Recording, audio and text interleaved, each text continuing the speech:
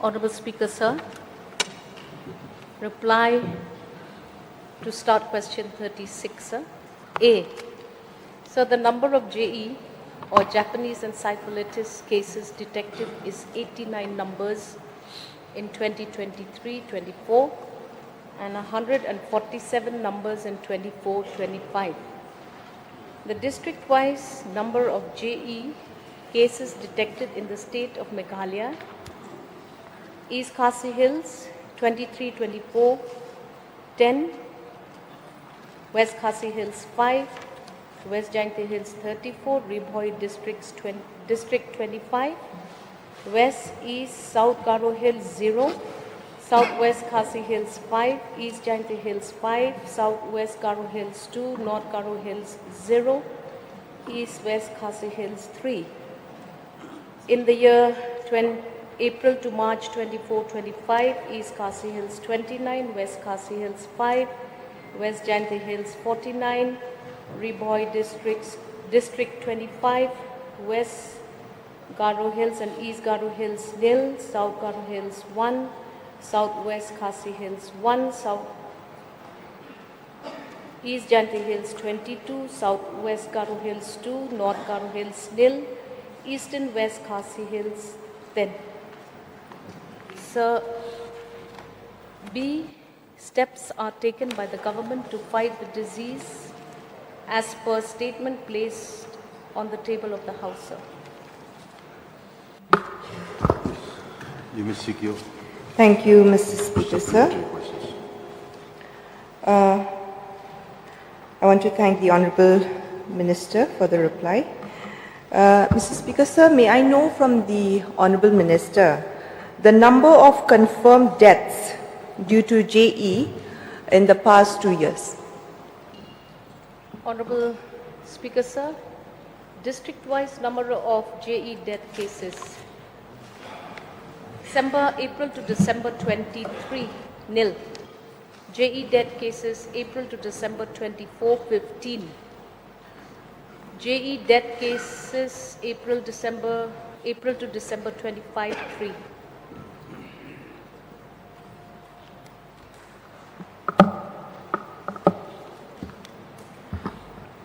Mr. Speaker, sir, we can see from the reply of the Honourable Minister that the cases has been increasing every year, and the death is also quite a number.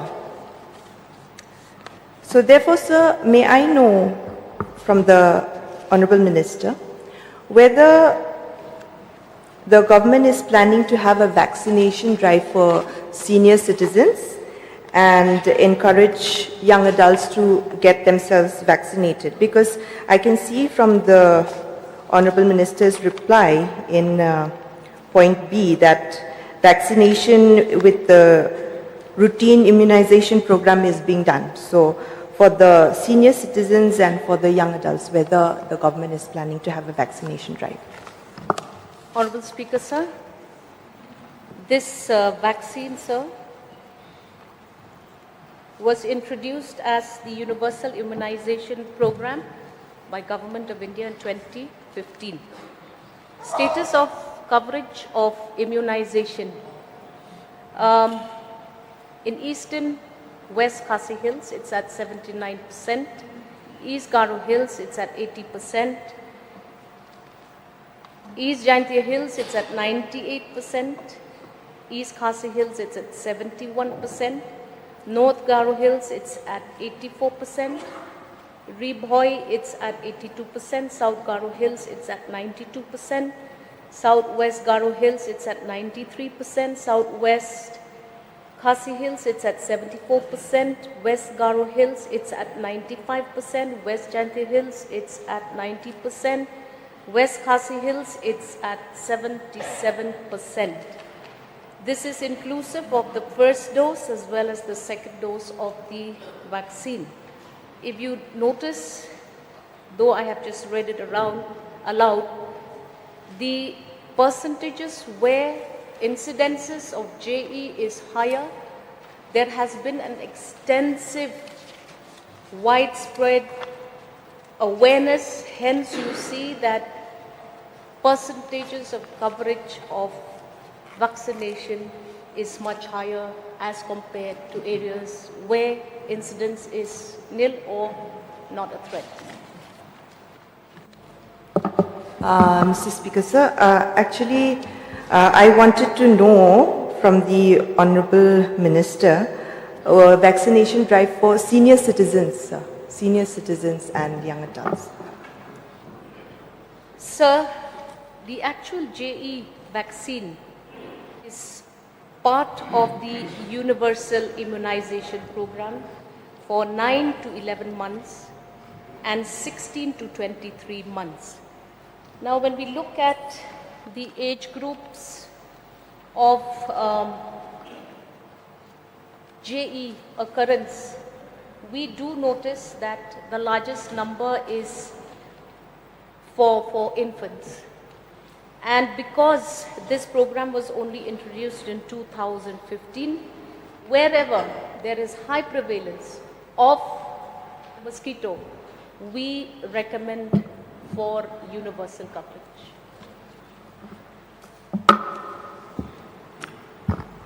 Mr. Speaker, sir, we know that in our neighbouring state Assam, there are very high number of cases for JE, and the number of confirmed deaths due to JE is also very high. Therefore, sir, I thank the Honourable Minister. We have a very high coverage of vaccination in almost all the districts, and as we all know, the most vulnerable to the diseases are infants and senior citizens. But for the infants, as we all know, it is being covered under the universal immunization. However, I'd just like to make a suggestion to the Honourable Minister that within the community, I think the information about this disease is quite low. And when patients having symptoms of JE are reported, because the initial symptom is just fever, and then only later on the hallucinations and the other symptoms tend to show. So within the community, there is lack of awareness. So whether the government is planning to have awareness programs for the citizens. Honourable Speaker, like every virus, community awareness and IEC activities have proven to be very, very successful. And yes, intersectoral meetings between different departments, different districts are already being mobilized, especially in the high vulnerable areas. We are also now, sir, in the process of sensitizing even officials of the veterinary department, because there we have seen that veterinary officials also have to understand and be a part of the entomological surveillance and vector control. There has to be this coordination. Ashas now, sir, are also going to be included in this awareness creation. And in fact, we are scheduling the ASHA program this month or the coming month so that we can involve them, sir. Sir, one of the greatest challenges for the rise in JE obviously is climatic change. So we are on the job, sir, and there is a very targeted intervention by the government of Meghalaya to ensure that even under climate change, we have components of interventions which are going to be effective overall.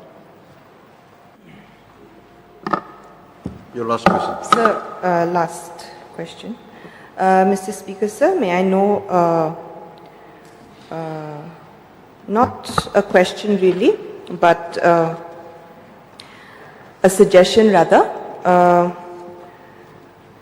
that if the government can advise the medical fraternity to be on high alert, because this disease is spreading very rapidly, unexpectedly. We can see that in all the districts it's increasing, and in few of the districts we can see the cases are nil, but I'm sure it's not nil. So if the medical fraternity can be on high alert to test this and be on the lookout for the symptoms of this disease. So this is my humble submission. Thank you, sir. Point noted, sir. Thank you. Dr. Mizanur Khaji, please.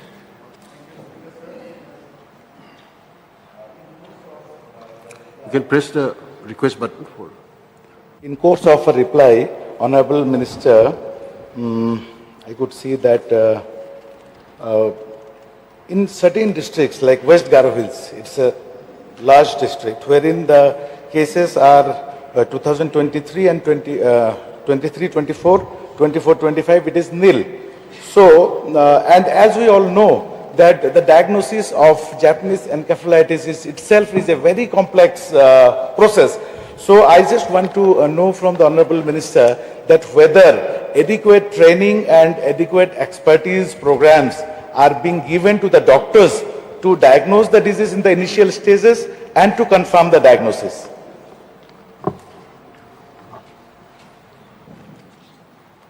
Honorable Speaker, sir, this dreaded disease is a disease which is being taken very seriously by the government.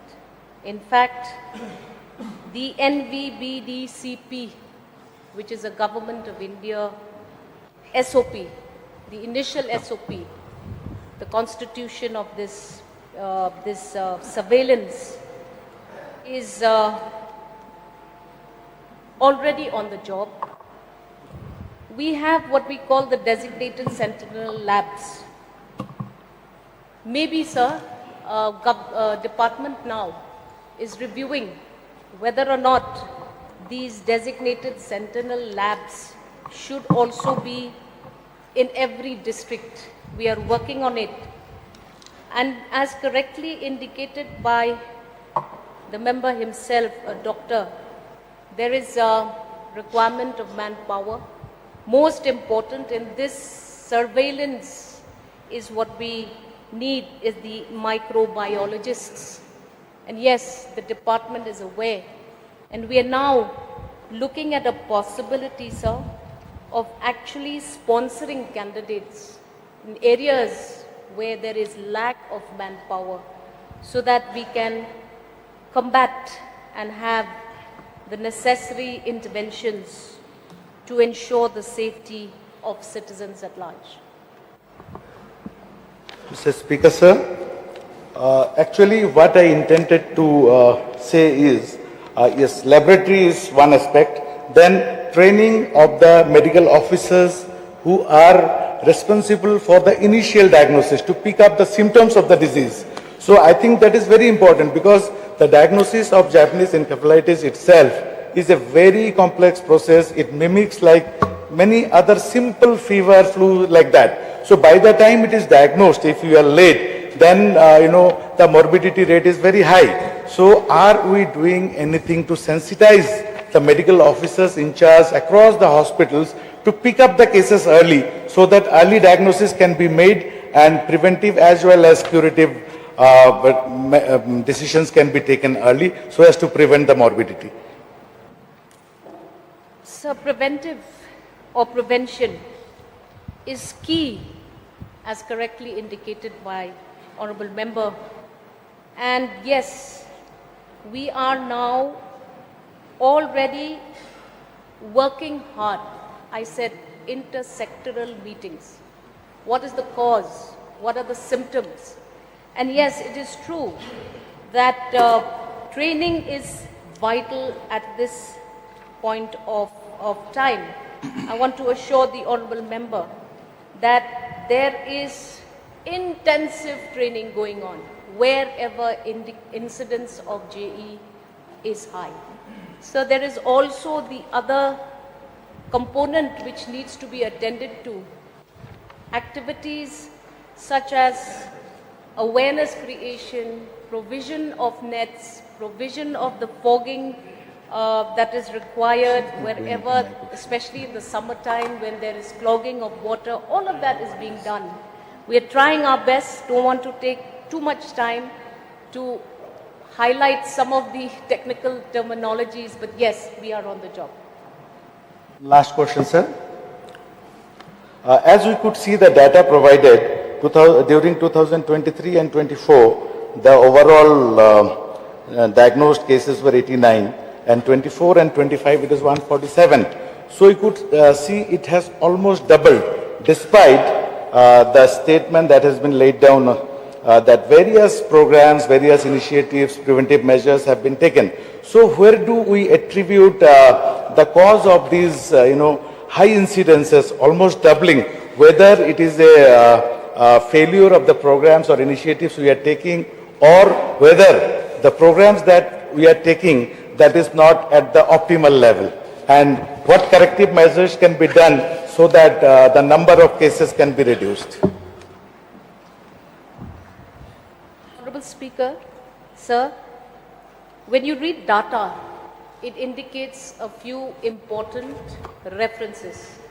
The very fact that today coverage of surveillance is extensive, testing has been increased. So therefore we see that this testing is probably the reason why these numbers are now appearing, and we are now able to attend to this big threat in not just the state of Meghalaya, but several states across India, sir. And hence I want to assure the member, numbers are being indicated because tests are being carried out. Availability of tests, availability of these sentinel centers, availability of the manpower, availability of everything has given us a clear picture and given us a task which needs to be attended to. So we are focused, and yes, we are attending.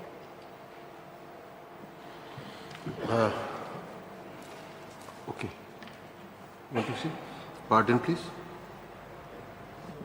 Sir, may I know from the Honorable Minister, when I look at the numbers given in this reply sheet, the concentration, it seems, and the prevalence is high in areas on the Khasi Jaintia region, and we could see that there are hardly cases in the Garo Hills region. So may I know what is the reason?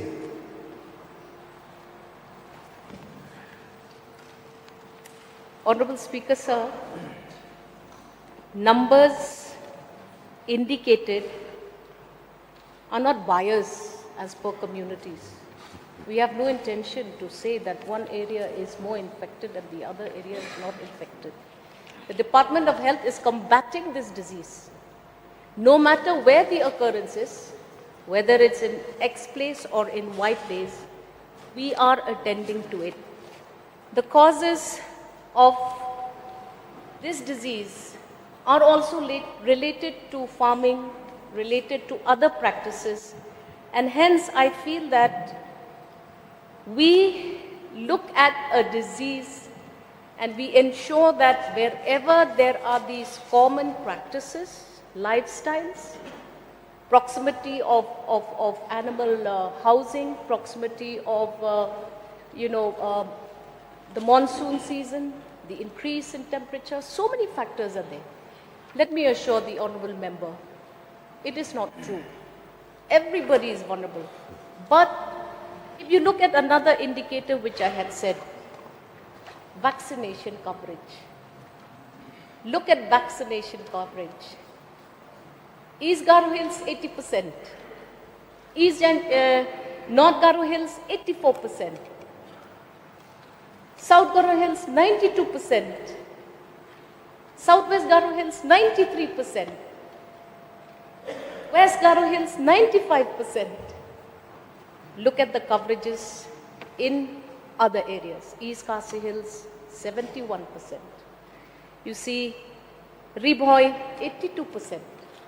Vaccination is key to the preventive nature of JE. If you vaccine and you take the vaccination, you protect yourself. We are working hard to break down all the difficult notions that people have, citizens have at large about vaccination. We urge all members of this House to encourage citizens to come forward and take vaccinations for protection. Sir, it is exactly that what I want to hear from the Minister. Because if I'm made to believe that this disease, the prevalence of this disease in these other districts is not there as shown in this reply, so I want to know. So I would like to thank the Minister for giving a clarification that it seems that in Khasi Jaintia Hills region, the vaccination needs to be improved, needs to be pushed so that the people, the percentage of vaccination will increase. With the increase of the vaccination, I hope that the numbers will be reduced from the numbers that we see today. So am I made to believe, Madam, that whether this disease is not there in West Garo Hills, East Garo Hills, South Garo Hills, as shown in this sheet, in this answer? You may address the chair, please. Okay. Numbers are as indicated in this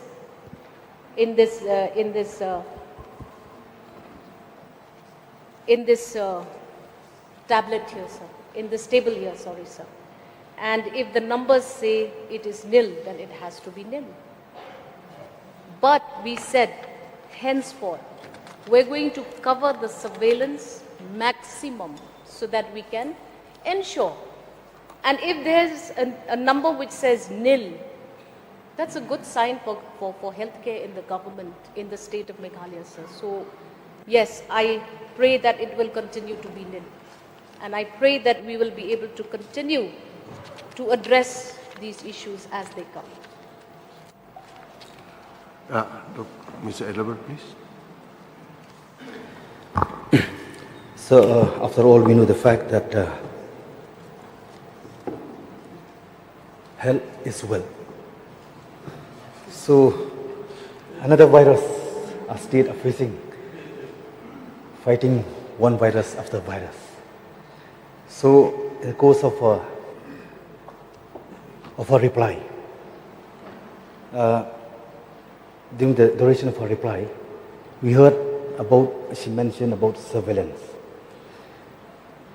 So may I know from Honorable Minister, is there any surveillance system in place to monitor and respond to future outbreak of GE?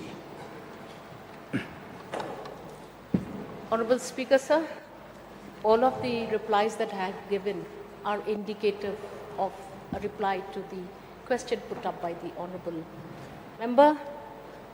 We are working hard to ensure that GE does not become another deadly virus.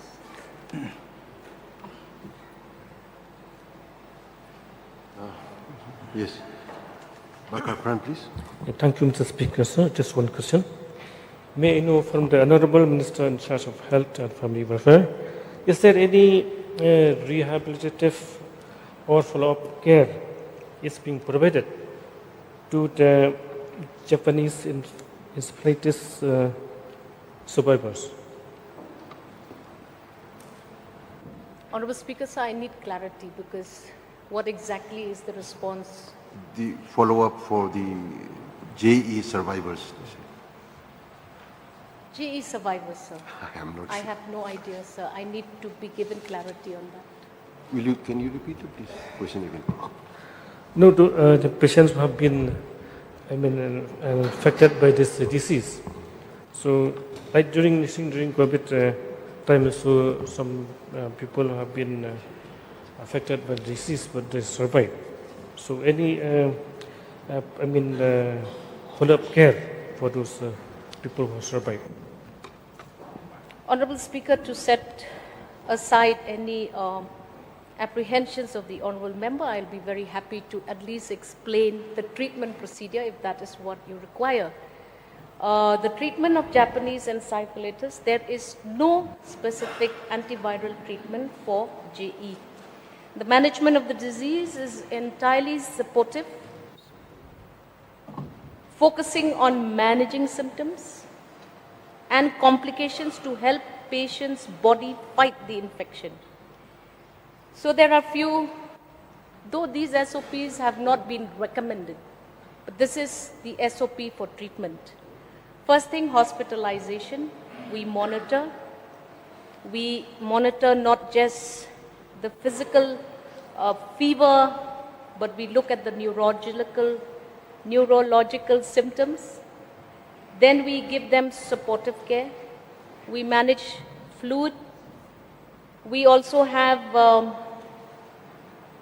antiemetics for nausea and vomiting and pain control for headache. For the neurological care, so patients with encephalitis require close monitoring for complications like elevated intracranial pressure and seizures. Specific treatments may be administered to manage these issues, sir. As far as post-attack treatments, I'm not aware, sir, because these kinds of questions have not been asked. But yes, when you say that there is a high likelihood of neurological challenges to the patient, if it is required, we have follow-ups of physio treatment for the patients in various hospitals. We recommend other things, and most importantly, diets of the affected patients. So thank you, ma'am. So just one question more. What are the main symptoms of this GE, madam?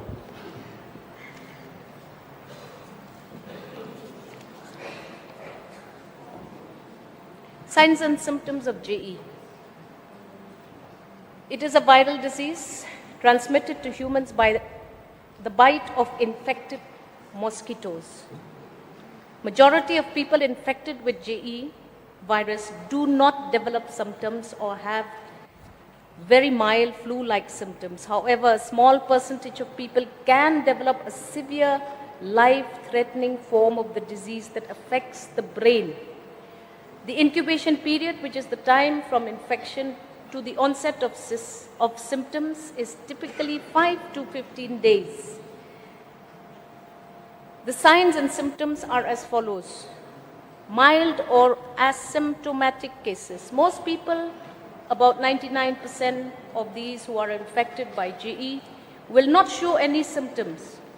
If symptoms do not appear, they are usually mild and may include fever and headache. In severe cases, in about 1 in every 250 people, the infection progresses to encephalitis, inflammation of the brain, which is a serious condition. Symptoms of severe JE include initial symptoms, high fever, severe headache, vomiting. Neurological symptoms that may develop over a few days: stiffness of the neck, disorientation and confusion, weak and paralysis, tremors, seizures, change in behavior or mental status, sometimes even coma. I repeat, 1 out of every 250 who are infected by JE may come to this stage of seriousness.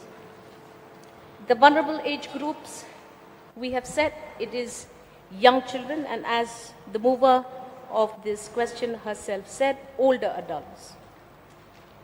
And like I said, the key to this is preventive care, which is vaccination. Okay, we move on to the next question. Question number 37. Minister in charge to reply, please. Mr. Speaker, sir, reply to start question 37, A and B. Sir, majority of the areas under Amlarem subdivision and Bakur, Dauki, Darang areas experiences heavy rainfall, thunderstorm and strong winds, leading to snapping of conductors and falling of trees on lines, as most of the line passes through plantation areas like betel nut leaves, banana, bamboo, etc. In addition, planned shutdowns are also taken on the need basis to facilitate undergoing system improvement works under RDSS, loss reduction works, etc. C, yes sir. D, sir, 16 numbers. E, yes sir. You may ask your question. Balakmil, Mbui, please. Sir, in urban areas, we are longing to have the candlelit dinner. But in my constituency, sir, every evening we used to have a candlelit dinner. So this is the problem in the border area, where frequent power cut is there. May I know from the minister that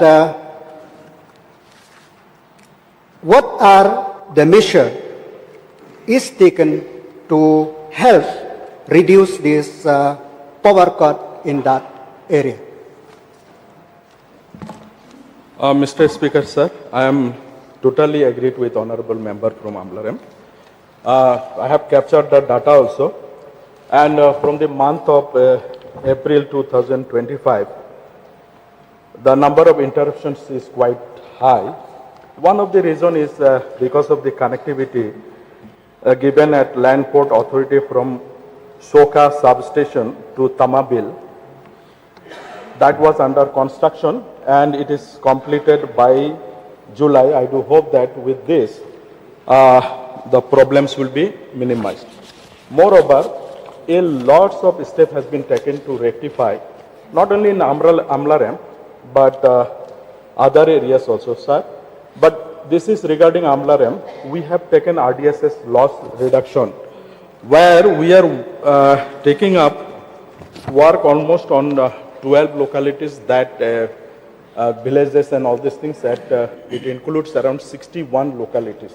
So this loss reduction work will be having ST line construction, then ST line reconducting, LT to ST line conversion, LT line reconducting with AB cables, then DT and installation. There will be around 3163 kVA distribution transformer and 2500 kVA transformer. One of the another reason was there are 3 substations in that region. Out of these 3 substations, only 1 substation at Shoka was having control room. Other 2 substations were not having control room. Due to that, whenever these were unmanned and control through dropout fuse method, so whenever there is any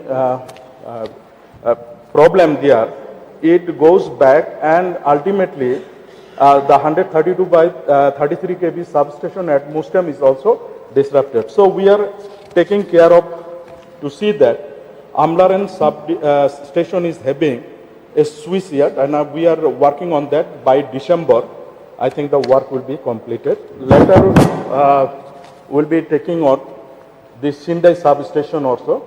We have already proposed for system upgradation. With that, I think that problem also will be mitigated, sir.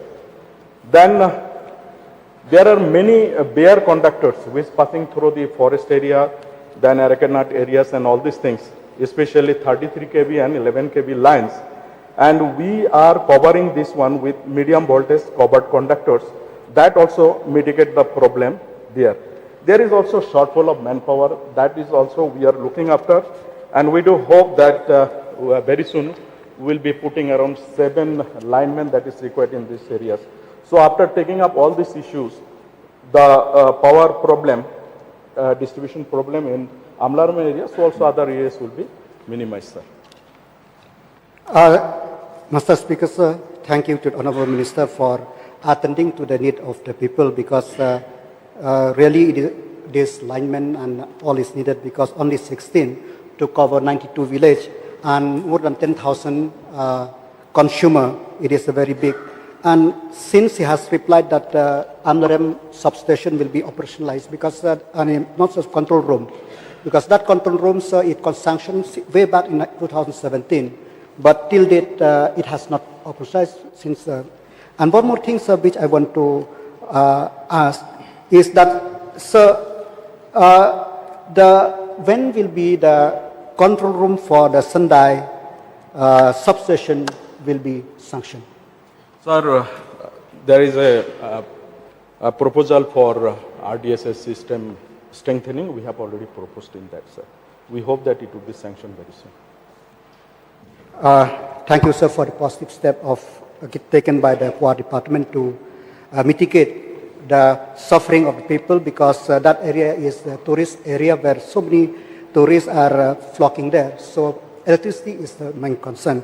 Moreover, the concern of the people is that we have Electoral for micro hydro project is also functioning there, and Leshka also. They told why in our area, in spite of producing so many megawatt of electricity, still we are facing that. But since the positive step taken by the department, I'm happy with that. So let's hope that this shortfall will be taken care of in the future. So thank you. Thank you, sir. Dr. Mizanur Khaji, please. Actually, I am also facing similar problems raised by Ba Lakman Rumbai. I am the first neighbor of Honorable Power Minister, and being neighbor, we were expecting that power situation in Rajabala would be great. But, sir, the issue is we have been facing tremendous difficulties. So many power cuts, scheduled, unscheduled both. And the worst part is we don't have a proper grievance redressal center. We don't know whom to contact. Officers are there, office bearers are not there.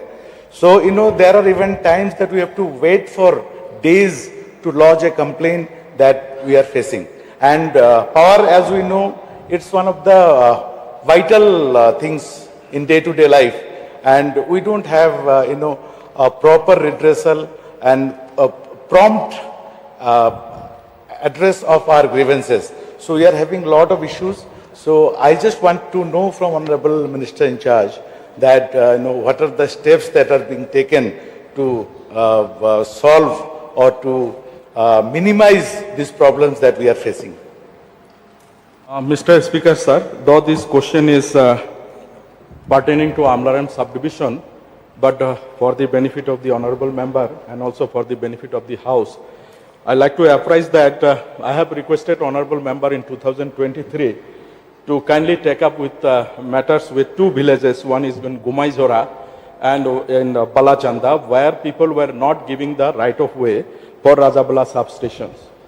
So I personally wanted to meet the Nokma of Balachanda village, but unfortunately I could not meet him for two occasions.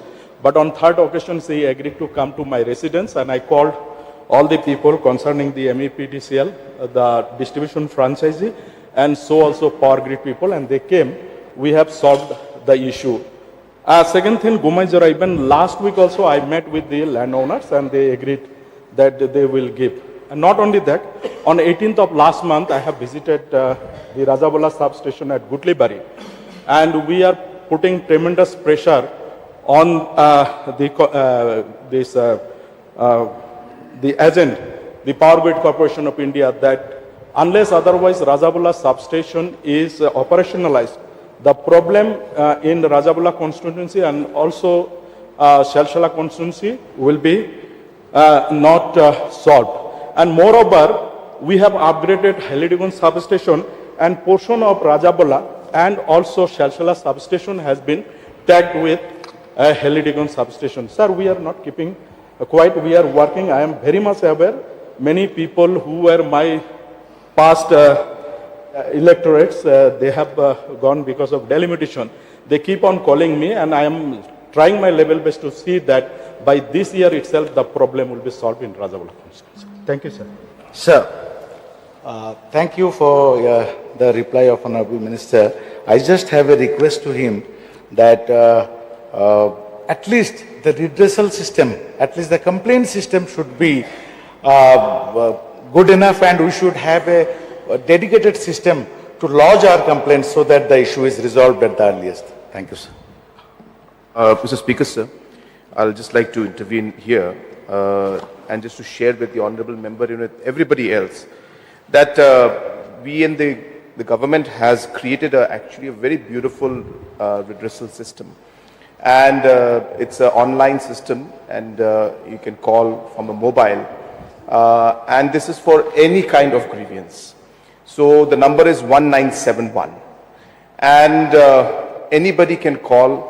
Of course, there's a time. I think it's between 8 a.m. to about 8 p.m. So 12 hours it functions. And you can call, and the way the system works is that once the information is received, and the languages are, of course, in regional language, and of course in English and Hindi also, and in all our local language. And after you can speak to the agent and inform the agent about the problem that you're facing. And through an online system, the grievance is entered into the database, and the joint secretary in charge of that particular department is a nodal officer who will directly get all the list of complaints that have come for that day. And this entire list is monitored by the CM Secretariat. I look at it myself almost every day. And we see all the grievances that are there and which grievances have been resolved and not resolved. All this database is available with us, sir. So therefore, I would urge the honorable member, 1971 is the number, and anybody can call on that number and put your grievances, even ask information about any government scheme that you have, or any kind of complaints that you may have regarding the system, and the overall services that are available. Also, sir, we are working towards making this available at the national level. So we may not be able to go direct 1971 at the national level, but say some of our students are stuck somewhere in a railway station having some problems. So we are working on a system where you can simply dial the code 0364 and you dial 1971 and you will reach this call center. And somebody will then be able to connect you. So we are trying to create like the 911 system that is there in US. So even our students who are studying outside, people who are working outside, they also can access the system in the future, and they will be able to complain on this system. So I just wanted to share this with the House. This has been functional for the last 1.5 years, and we have got thousands and thousands of calls, but we were hoping that the numbers would be at lakhs. So I think there's a good opportunity for me to share with everybody that please spread this word. And 1971, as I said, is a very, very strong system where it's a call center plus a full database connected with all departments and all joint secretaries of the departments and the nodal officers. And within a time-bound manner, they have to resolve the issue and get back to the person who has complained. So this is just for the information of the Honorable MLA. Thank you, Speaker, sir. I thank Honorable Chief Minister, sir, for this having us appraised of this number, dedicated number. But what I could understand, it's a general number and it's a centralized number. So what I was asking from the Honorable Minister, sir, is for a local dedicated number, because once it's a general number, there may be, as sir rightly mentioned, that the volume is in lakhs. It's say the problem is pertaining to a particular sub-center or substation. And if we have to wait for longer period of time, power being an essential service, it becomes a problem for the citizens. So I was requesting the Honorable Minister, sir, to have a dedicated line for each substations so that, the resolution can be done at a faster pace. Thank you, sir. So just to clarify to the honorable member that the idea is that there should be just one number so that people can remember that one number. So for any problem you have, you know that you can call this number. Number two, sir, this is what the CM Connect program is. So number two, sir, as soon as the call goes, it is technology based. So immediately the information trickles down to the concerned officer for that particular substation. Within matter of minutes, it is reaching to the person. And then, of course, it depends on the person how quickly they're able to resolve it. Obviously, grassroots problems, there could be, so many challenges. So resolution is something that I cannot comment on, but the information from the call to the person concerned, officer concerned, reaches in matter of minutes, sir. So therefore, it's a very powerful system, completely state-of-the-art, technology-based, one number for any kind of issue you have, and the concerned department and officer is notified within minutes.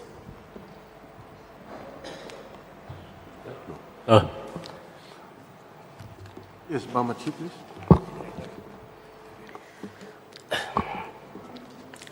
Mr. Speaker, sir, just joining Lakman Rimbui, another MLA from Amlaram, regarding power cuts. In the course of reply by the Honourable Minister, he was saying that 7 new line staff will be given to Amlaram subdivision. But this issue is prevalent in all over the state, sir. It takes a long time for restoration of power supply when there is any power cut.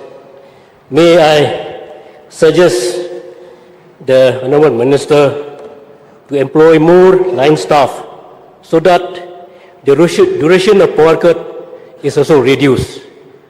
And that also will give employment to most of our youth who has passed different courses in electrical, so that they can join the workforce of MECL as a whole. This is my request to the Honourable Minister, so that the people that suffer for a long time to get back their power supply. Thank you, sir. Mr. Speaker, sir, the suggestion is well taken, sir. Now we move on to next question, question number 38. Minister in charge to reply, please. Mr. Speaker, sir, reply to star question 38. Sir, the overall fiscal achievements of the projects being implemented under the Smart City missions at the end of July 2025 is 77.81%, and the detailed fiscal achievements of each project is as per statement placed on the table of the House. Remember? Arden? Sir, we know that Smart Cities is the mission launched by the Government of India 2015, sir, with an aim to enhance and improve the quality of life for the citizens through better healthcare, education, public services, safety and security of the citizens, environment, so on and so forth. So when I look at the components and the projects in this list provided by the government, sir, I could not see any project that will reflect, the attempt of the government to improve healthcare, education, safety and security measures and the environment. Whereas the concentration of the government seems to be on the commercial complex. So therefore, sir, may I know the priorities that are prescribed under this mission, sir? Mr. Speaker, sir, yes, it is a fact that in the first phase, maybe this project laid down is exactly, there is no hell and all this. So I would like to inform to you, Mr. Speaker, sir, in the phase 2, when the Smart City 2.0 started, so we are priority on this. We are trying to post this important project like what he exactly mentioned. Yes, even all these other projects is important, but yes, we already discussed in the department in the next phase of Smart City projects. So we are propose all this in like health sector, water sector, all this important sector. We are already discussing in the department presently. So, according to this reply, the minister, the government has replied that the supply and installation of open-air gyms outdoor at various locations in Shillong has been completed. So may I know exactly the location of these open-air gyms and the cost of the total cost of the project? Mr. Speaker, sir, the total cost project is 5 crores. So, and the places location is one is in Governor House Complex, and it's Mauprem Playgrounds, and Jayao Siap Community Halls, and in Suwats Lakes, in Wahingdok School Playgrounds, Arya Vidyalaya Secondary School, Jalupara Shillongs, and Laban Assamese Higher School Secondary Madan Labans, and Maukar Christian Higher Secondary School, Maukar, and Malki Presbyterian Secondary School, Malki, and Shillong Public Schools, Laimukra.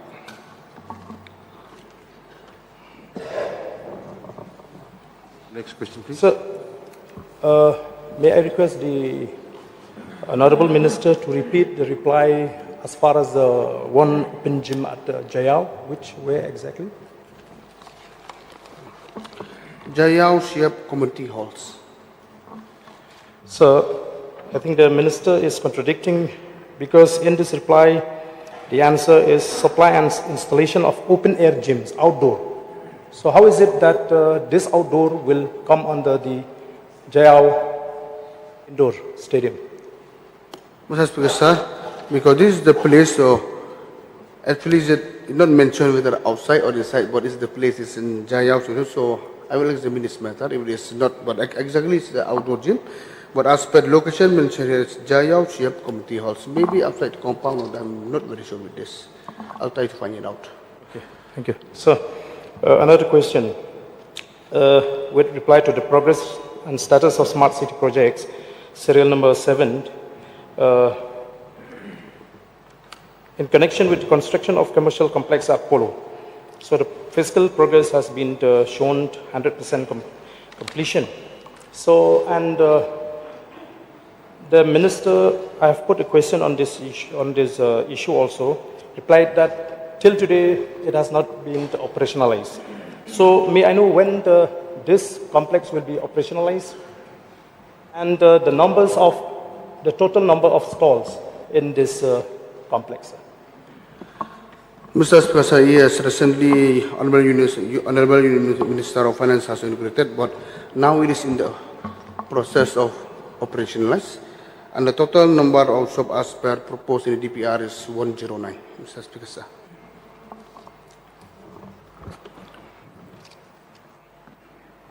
Okay, Mr. Speaker, hello, sir. please. I'd like to know from the Honorable Minister about this number of projects which have been claimed to have been completed, where physical progress is shown as 100%. May I know from the Honorable Minister whether a proper, by any designated authority mandated for the purpose, whether quality auditing of the works completed have been done? Yes, Mr. Speaker, sir. Yes, Mr. Speaker. Department is monitoring from time to time during the execution, so when we give the completion report, everything is in order. So may I know from the Honorable Minister the outcome of this, result of this quality monitoring, quality auditing done by the concerned authority? Mr. Speaker, sir, yes, the report of this technology, so actually the record is not with me, but it has been done by department. So for this particular question, I require notice, Mr. Speaker, sir. Mr. Speaker, sir, then you'll lay it on the table of the House, as per the rule. Mr. Speaker, sir, in respect to the item of work in serial number 13, the construction of Shillong Business and Tourism and Cultural Center at Police Bazaar. Is it a fact that the project was implemented by a PMC? The PMC created for the purpose? Sir, projects implemented by MUDA agency, not PMC, it's by MUDA agency. MUDA is the implementing agency for this project. Mr. Speaker, sir, we may recollect the same issue was discussed in this August House in the last session. And there were some informations which were sought in the August House. In course of the reply, Minister has been asked on certain areas of concern and informations related thereof, but he has sought for time. But as per the rule, the same information has to be furnished to the honourable member within 30 days. If not, then extended for another 30 days. I have not received these replies, Mr. Speaker, sir. Mr. Speaker, sir, so point is noted, so I will do the needful, Mr. Speaker, sir. Mr. Speaker, sir, in regard to this implementation of these projects under the smart city projects, last discussion I dwelt upon the issue of alleged huge drawl of salaries paid for the CEO and the employees of the Shillong Smart City Limited or whatever entity was created for the purpose. May I get a clarity on that? Mr. Speaker, sir, so the detail of how the CEO study and all the employees is not with me, Mr. Speaker, presently. So I require the notice for this because it's a long thing. So all the detail about the salaries and the draw by the CEO and the employee of the smart city, so it's not with me right now. So I will place on the table of the House and furnish to the honourable member as per request. Mr. Speaker, sir, we are still in session. Today is Wednesday, tomorrow is Thursday, and day after is Friday, the last day. So we hope that we will get this reply during this session, Mr. Speaker, sir. Yes, sir. Pardon, you still have some couple of questions, Yes, sir. supplementary questions left. Yes, sir. Sir, may I know from the Honourable Minister the process of allotment of these stalls in Polo Complex? Mr. Speaker, that is, we are on the process of finalization, so only then I'll be able to inform on what system of process of allotment. So we are in the process of finalizing system now. I think the reply mostly is through tendering only, but since the process is still under process, so maybe not appropriate for me to tell exactly what is what. I'll just add, sir. So I'd like to supplement Honorable Deputy CM's reply. Sir, just for the knowledge of the House, we had gone for a tendering process where we had worked towards actually tendering out the entire building so that we would have just one tenant, then that a particular person could then reallot it to others. But we did not get any bidders at that point in time. And therefore we had to then now work out the entire process of seeing now how can we make it maybe more practical and more feasible. So therefore now, as Honorable Deputy CM has been mentioning, that we are now trying to work out on what could be the best way. Should we go floor-wise? Should we go shop-wise tendering? Because there are pros and cons to all of that. So very soon, as mentioned, we will be finalizing that and it should be done. But we have been working on this. We have tried it once. We tried to do the whole building so that we don't have to go through the whole process of allotting, or tendering every shop. But now, as I said, we did not get response at that point in time from anybody. There was not a single bidder. So we are hopeful now that once we break it down, maybe we should get response. But I think in a nutshell, sir, this will be done on a purely tendering process. It's a commercial property. We as a government would want to see that we get maximum revenue out of it. So it will be done in a proper commercial and a tendering process. So, The last question, please. So in that case, does the government not contradicting the aim and objective of the mission? When the aim and objective of the mission is to address the aim at providing, enhancing the quality of life. So that complex would have been a blessing to many unemployed youths. So why the government is not taking the responsibility to deal directly with those youths instead of outsourcing the entire complex? Sir, enhancing the quality of life is the general purpose. And you can use those words in any context that you would want. But in the larger context of things, a smart city is supposed to improve the overall facilities by the use of better technology, by the use of having better infrastructure, and that is what the context of improving the overall life is indicating towards. Sir, as a government, obviously there are pros and cons to whatever we do. Now, if we were to select individuals, then there would be a counter argument to say that why isn't government doing it in a tendering process, and why is government losing out revenue? If we don't do it in that way, then the other argument comes in. So therefore, sir, in a process where we are looking at a large investments that's been made by the central government and the state government, we have to look at the commercial aspect of things and look at how we can maximize the overall revenue.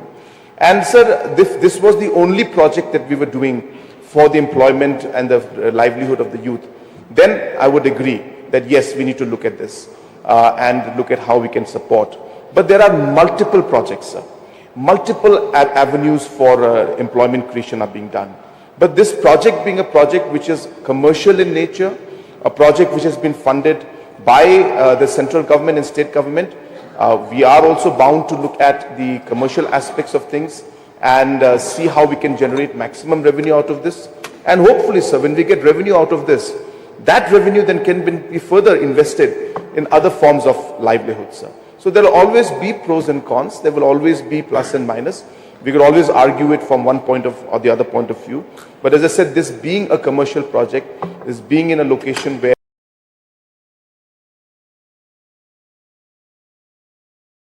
procedure is to go for a tendering process so that we can raise maximum revenue out of this project. And for livelihood creation, as I said, sir, multiple projects are happening in different parts of the state, and multiple programs are being run by different departments.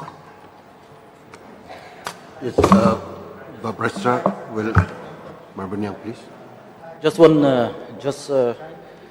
one question to the Honourable Minister. Question hour is over. I'm very sorry. Now we come to the item number 2. Sri Saklir Waziri, Minister in charge, Labour, Employment and Skill Development, to beg leave to introduce the Meghalaya Shops and Establishment Amendment Bill 2025. Minister in charge, please. Honourable Speaker, sir, I beg leave to introduce the Meghalaya Shops and Establishment Amendment Bill 2025.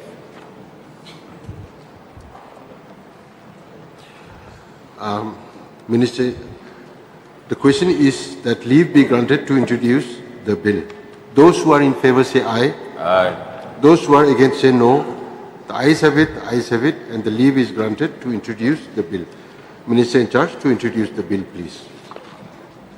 Honourable Speaker, sir, I introduce the bill. Commission Secretary to read out the title of the bill. The Meghalaya Shops and Establishment Amendment Bill 2025 is introduced in the House. Now we come to item number 3. Sri Saklir Waziri, Minister in charge, Labour, Employment and Skill Development, to beg leave to introduce the Factories Meghalaya Amendment Bill 2025. Minister in charge, please. Honourable Speaker, sir, I beg leave to introduce the Factories Meghalaya Amendment Bill 2025. The question is that leave be granted to introduce the bill. Those who are in favour say aye. Aye. Those who are against say no. The ayes have it, and the leave is granted to introduce the bill. Minister in charge to introduce the bill, please. Honourable Speaker, sir, I introduce the bill. Commissioner and Secretary to read out the title of the bill, please. The Factories Meghalaya Amendment Bill 2025 is introduced in the House. Now we come to item number 4. Dr. Mejil Amprinlingdo, Minister in charge, to beg leave to introduce the National Law University Meghalaya Amendment Bill 2025. Minister in charge, please. Honourable Speaker, sir, I beg leave to introduce the National Law University of Meghalaya Amendment Bill 2025, sir. The question is that leave be granted to introduce the bill. Those who are in favour say aye. Those who are against say no. The ayes have it, and the leave is granted to introduce the bill. Minister to introduce the bill, please. Honorable Speaker, sir, I introduce the bill. Commissioner and Secretary to read out the title of the bill, please. The National Law University of Meghalaya Amendment Bill 2025 is introduced in the House. Now we come to item number 5. Let me read out a message from the Governor. Dated 9th September 2025. Order.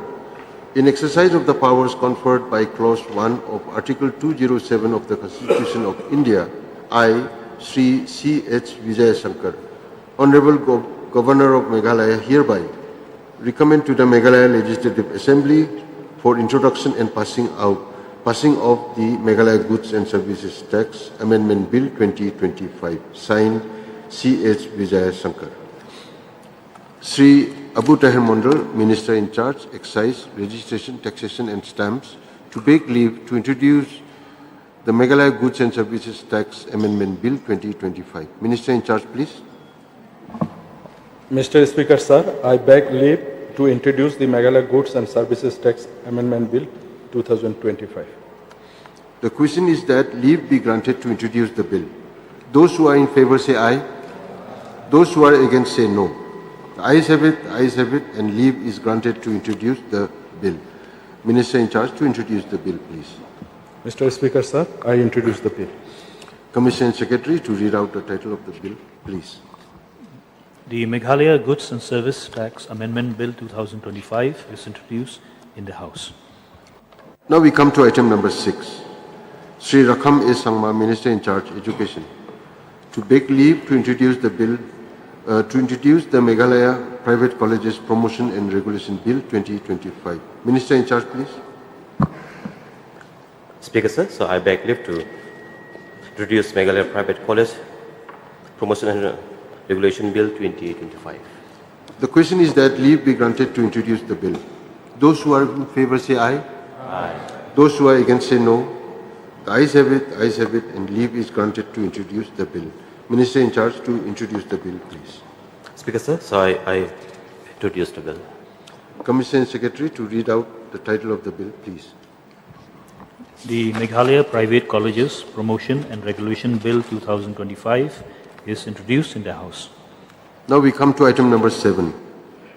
Dr. M. Amparin Lingdo, Minister in charge, Law, to beg leave to introduce the Meghalaya Decriminalization Amendment of Provision and Repealing Bill 2025. Minister in charge, please.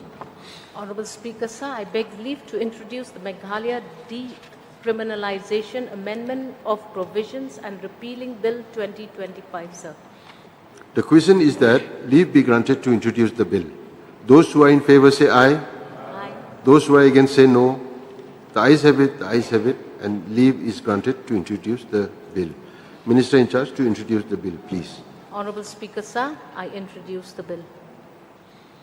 Commissioner and Secretary to read out the title of the bill, please. The Meghalaya Decriminalization Amendment of Provisions and Repealing Bill 2025 is introduced in the House. Now we come to item number 8. Sri Sumabalang Dar, Deputy Chief Minister in charge, Urban Affairs, to beg leave to introduce the Meghalaya Town and Country Planning Act Amendment Bill 2025. Deputy Chief Minister in charge, please. Mr. Speaker, sir, I beg leave to introduce the Meghalaya Town and Country Planning Acts Amendment Bill 2025. The question is that leave be granted to introduce the bill. Those who are in favor say aye. Those who are against say no. The ayes have it, and leave is granted to introduce the bill. Minister in charge, Deputy Chief Minister to introduce the bill, please. Mr. Speaker, sir, I introduce the bill. Commissioner and Secretary to read out the title of the bill, please. The Meghalaya Town and Country Planning Act, the Meghalaya Town and Country Planning Act Amendment Bill 2025 is introduced in the House. Now we come to item number 9, voting on supplementary demands for grants. Now we will take up grant number 1. Sri Preston Kingsong, Deputy Chief Minister in charge to move, please. Mr. Speaker, sir, I beg to move that on the recommendation of the Governor, sir, I beg to move that an additional amount of rupees 31 crores 29 lakhs 83,345 be granted to Minister in charge to defray certain charges which will come in the course of payment during the year ending 31st March 2026 for the administration of the heads 2011 Parliament/State/Union Territory legislatures, 2058 stationery and printing, 4058 capital outlay on stationery and printing, 4216 capital outlay on housing. Motion moved. Since there is no cut motion against this grant, let me put the question before the House. The question is that grant number 1 be passed. Those who are in favor say aye. Aye. Those who are against say no. The ayes have it, the ayes have it, the motion is carried and grant number 1 is passed. Now we will take up grant number 2.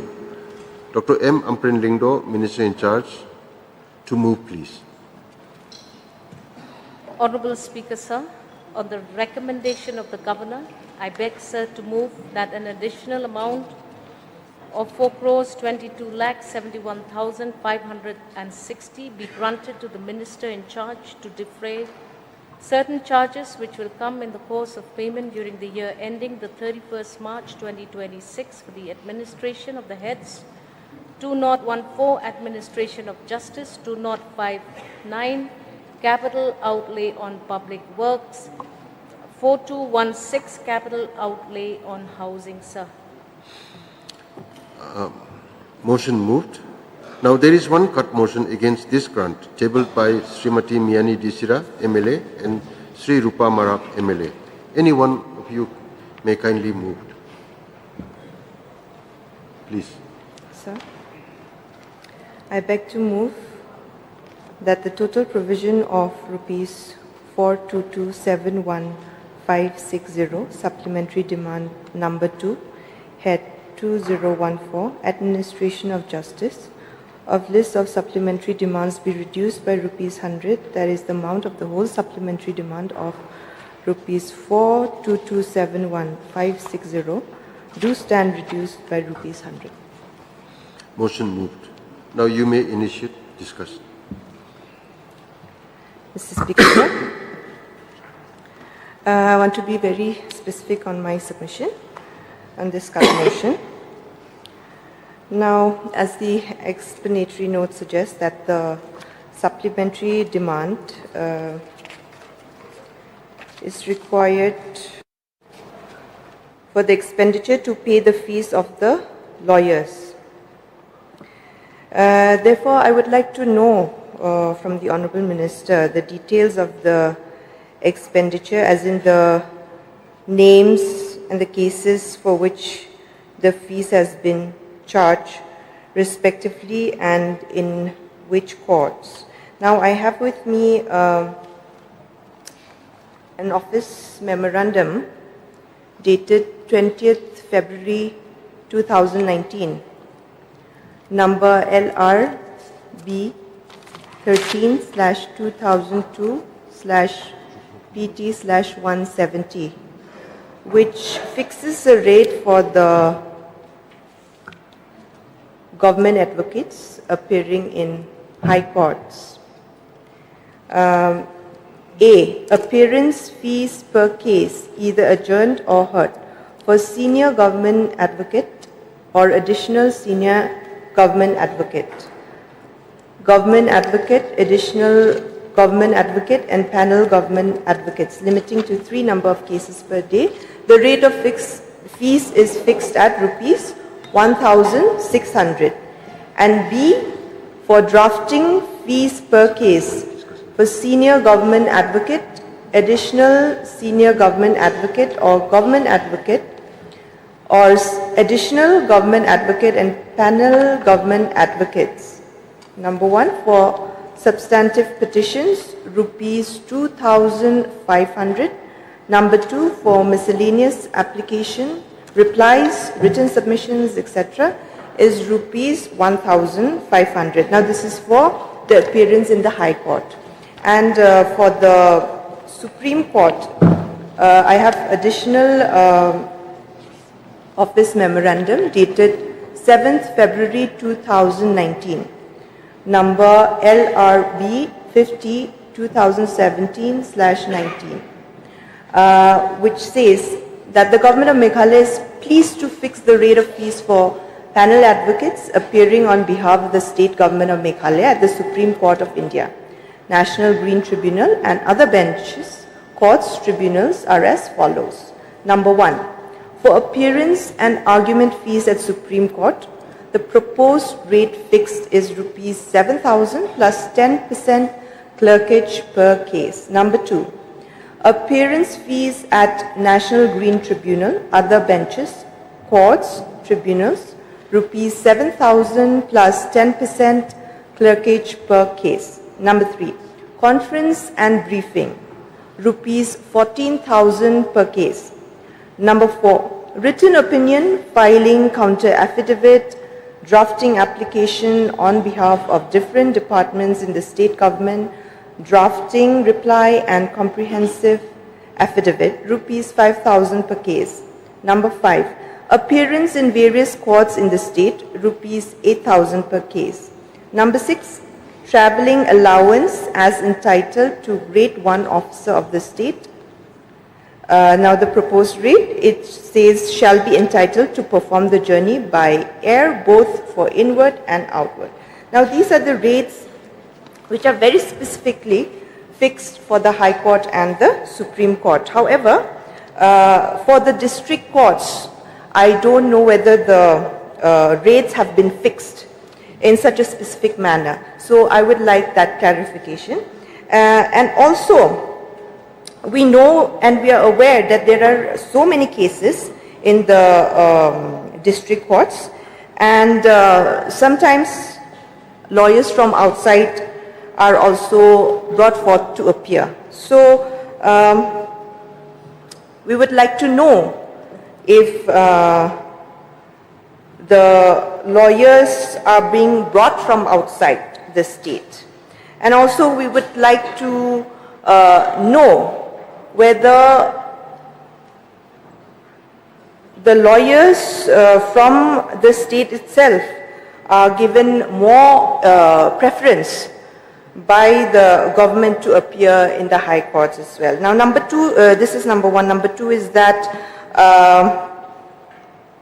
regarding the 10% of the state share, which is required to be given as an equivalent to the 90% central share. We would like to know the details of the schemes, which are the schemes for which this has to be dispersed, the 10%. Thank you, sir. Chairman, sir. Yes, another one. Mr. Rupa.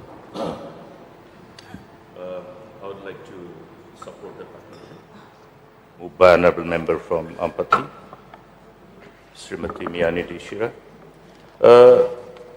Just in a nutshell, in the recent past, what we have been observing is that for the purpose of appearing in the courts to deal with the litigations on behalf of the government and on behalf of number of departments and also other entities under the government.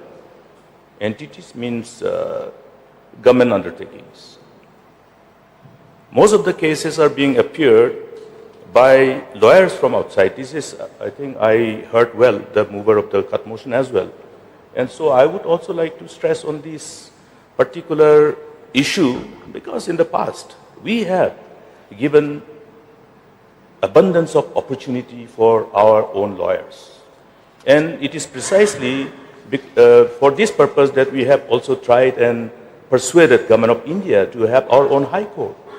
Now, look at the kind of cost which are avoidable. Bringing lawyers from outside, paying for the whole travel expenditure, and also accommodation. And I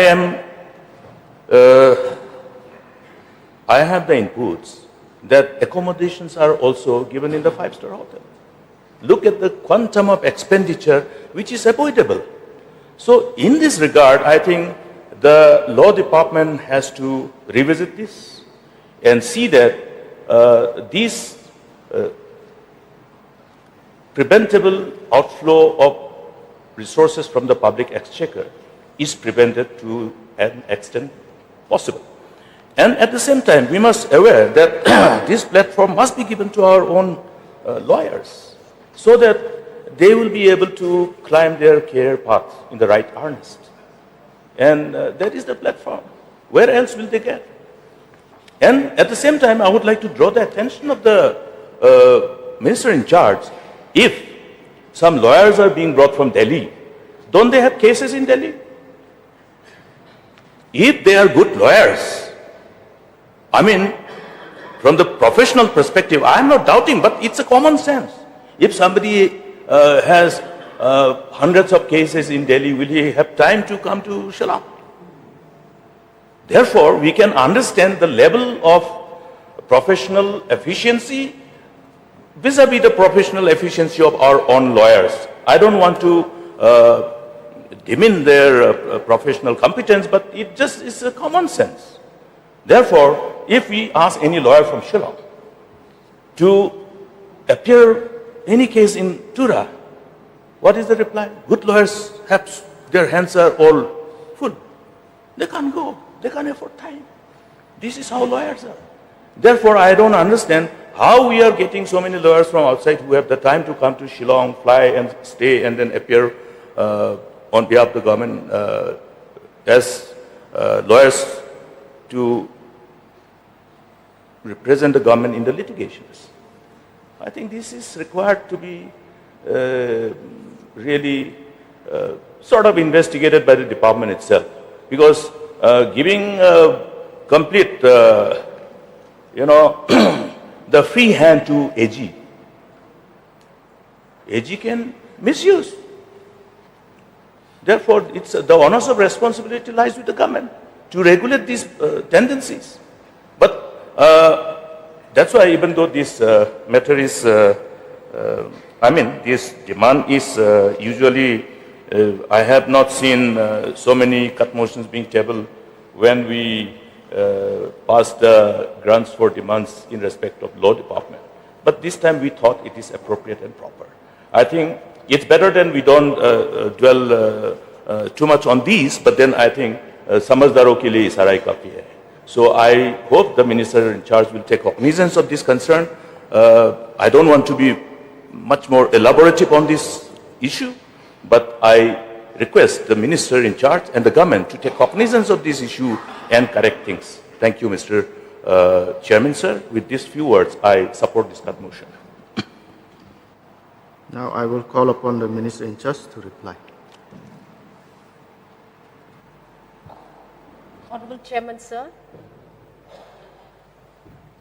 at the very outset, let me thank the Honorable Member from Ampati, Madam Miani, for raising this cut motion to discuss the expenditures related to fees of lawyers in the central sector, centrally sponsored intervention programs. I thank the Honorable LO also for expressing his thoughts on this matter. Since the Honorable members were direct in their queries, maybe it would be appropriate for me also to dwell specifically on the issues raised in this August House. Sir, the cut motion has been presented before this August House in as logical a manner as possible. Seasoned leader of opposition, having looked at history and has also opined and noted that this is a rare occurrence. I would like, Chairman, sir, to set aside few observations made in a bid to make it appear like the government will bypass law, will bypass convention and practice, and will bring in lawyers at their whim and fancy. Nothing happens on whim and fancy, sir. everything is as laid down by procedure. Certain cases, because of the complexity of these cases, maybe there have been recommendations made by the law department for the bringing in of an expert of a particular nature to handle and fight for the government in certain cases. But as a practice in the district court, sir, there has been no instance, to my knowledge, where we have deviated from the practice and convention of firstly ensuring that sons and daughters of the soil of Meghalaya are allowed to grow in their career in this beautiful state. That aspiration I have to set aside. It is incorrect to infer that there is any vested interest of any nature. So this demand number 2, sir, is a demand that has two components. One component refers to the centrally sponsored schemes in regards to projects of district courts, which include construction of district courts and subdivisional court buildings at different places, as well as scheme for getting the establishment of different statutory special courts. Sir, the department is also entrusted with the administration of public prosecutors, including additional public prosecutors, assistant public prosecutors in the matter of grant of retainership fee to standing counsels, both civil and criminal, as well as paying remuneration of additional PPs and reviewing their fee structure from time to time. The fee structure, sir, whether it is for the district courts, the High Court, or the Supreme Court, all function within parameters of recommended norms. Nothing, no indication whatsoever should be there that is indicative of the fact that we have gone out of convention. So the businesses under the law department of the state of Meghalaya include several components. I understand that questions were specific, but to reply to the questions, we need to also clarify what are these areas where funding is required. Number one, the administration of justice itself, the appeals against acquittals, law reforms, advice on legal matters, appointment of judicial officers, criminal and civil laws and its procedure, law officers, supervision of government litigation, drafting of bills and statutory rules and orders, appointment of public prosecutors, additional public prosecutors, government pleaders, assistant government pleaders, and the engagement of government counsels in Supreme Court and High Court. So this demand was specifically to ensure that pending bills of all of the legal fraternity in the discharge of these 11 duties is put up to date. We have pending bills as old as 1718, as old as 20, 21, 22, and all of these payments are as per procedure and conduct of business, nothing out of the recommended norm. We have district courts in Klirian, Mairang, Nongstoin, Amlarem, Sora, Ampati, Maukerwat, Dadengre, Nongpo, Resubelpara, Shillong, Jowai, William Nagar. Sir, the grand total of these TEs amounts to 40 crores 27, 4 crores 27 lakhs 1,560. I have all the names of all these officials whose payments remain pending. In Cleariat alone, sir, 19 lakhs 98,199,82148 is the outstanding amount. We have to clear these bills. Go to Mairang, one of the youngest districts that has been formed. We already have 67,344 pending TE for Miss B. Karkarang, SDC Mairang. In Nongstoin, we have 5 lakhs 90,000. 5909532 is the amount. Name by name, all of these have meticulously been compiled. We want to release these payments of all of these workers who are dependent on the government for at least the processing of dues for them. In Amlarem, we have 449976. In Sora, we have 244496.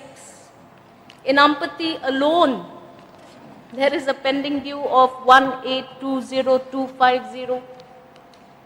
In Maukarwat, we have 1572640. In Dadangre, we have 714580. In Nongpo, we have 178080.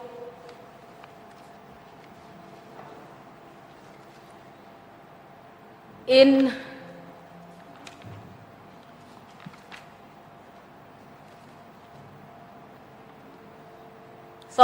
Nongpo, we have 338610. In Resubel Para, we have 772650.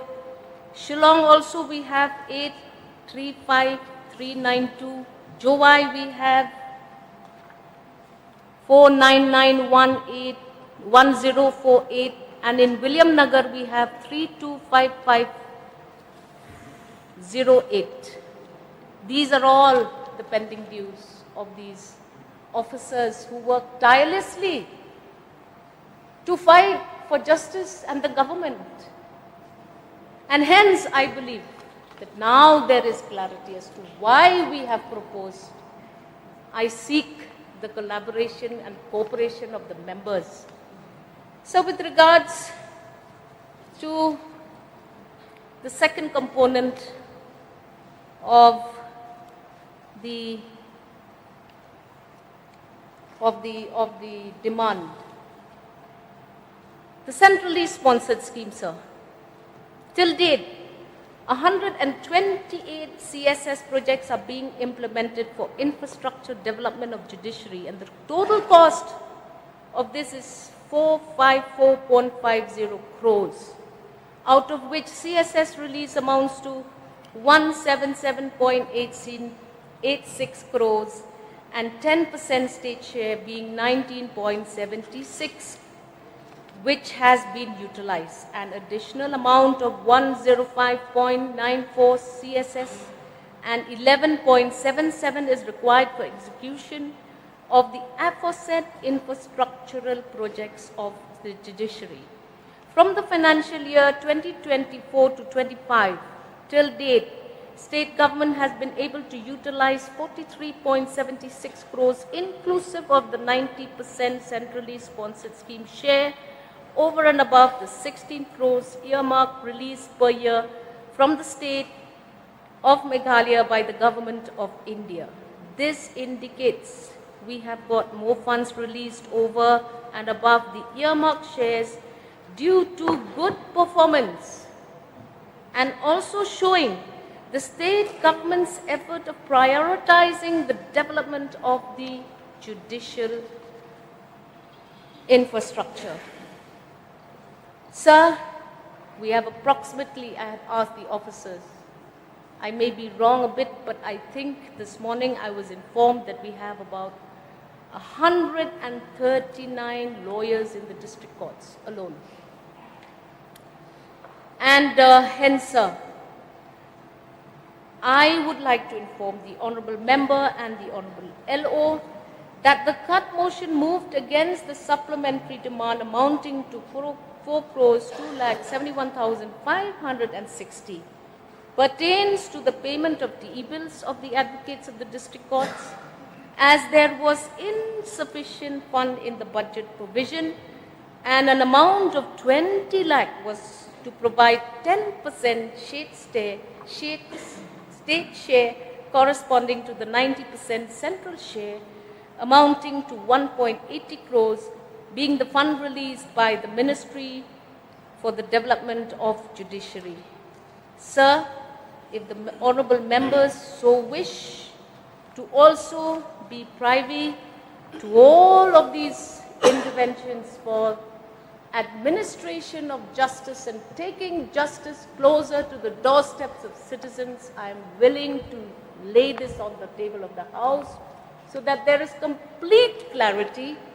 And I reiterate that the government will not engage any legal expert without due procedure and necessary sanctions as per law.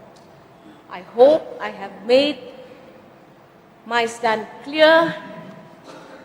I understand, sir, that there is always doubt when we bring an efficient AG to the state of Meghalaya. Sir, I must place on record our gratitude to the AG for the commendable efforts put by him and his team to ensure that the government of Meghalaya is protected to the hilt in any matter that is brought to the Honourable Supreme Court as well. I reiterate, we will handhold sons and daughters of Meghalaya in our efforts. And while we do not have the necessary quality of expertise, and while we are giving an opportunity to our citizens to better themselves and understand the legal dimensions of our judiciary system, we will have to depend on experts on especially very specific cases. With these few submissions, I beg the mover of the motion to kindly withdraw the cut motion proposed so that we may go about in the business of the administration of justice for all. Thank you, Chairman, sir. Thank you. May I know the mind of the mover as to whether they will withdraw the cut motion? Before the mover of the cut motion indicates his mind, I would like to just briefly relate to the submission I made vis-a-vis the reply of the Honourable Minister. Now, the reply of the Honourable Minister is self-explanatory towards the concern that I have expressed, and she has vindicated my concern. My concern, indirectly what I have said is, we all know that every year, this August House do pass the budget. And the demands of every department, including law department, for this purpose of payment of fees to the lawyers are also passed.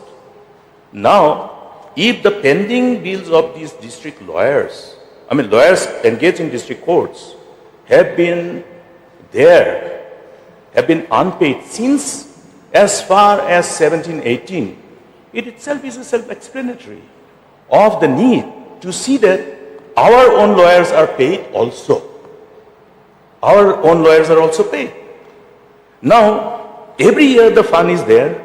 How was the fund utilized? That means substantial amount of this fund is being utilized for payment of fees of the lawyers who are brought from outside. It is reflective of this. Minister made present all these expenses as to how much has been paid to the lawyers. That will be giving us the clarity as to how much. Now, we have different categories of lawyers. Lawyers who are appearing before the High Court. Lawyers who are appearing before the district courts. Yes. Lawyers who are appearing before the Supreme Court. So therefore, my point is that if we have to take care of our own sons and daughters of the soil who have chosen to take this profession as their career and contribute for the purpose of making our judiciary system, administration of justice, more vibrant and robust, and be part of the whole process.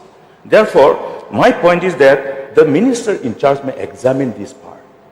You may examine. I have given an opportunity for the government to examine.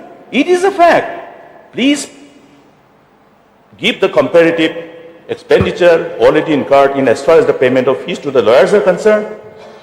I do not say that it is illegal. It is legal. It is insulated by weaponizing the legal system and the convention.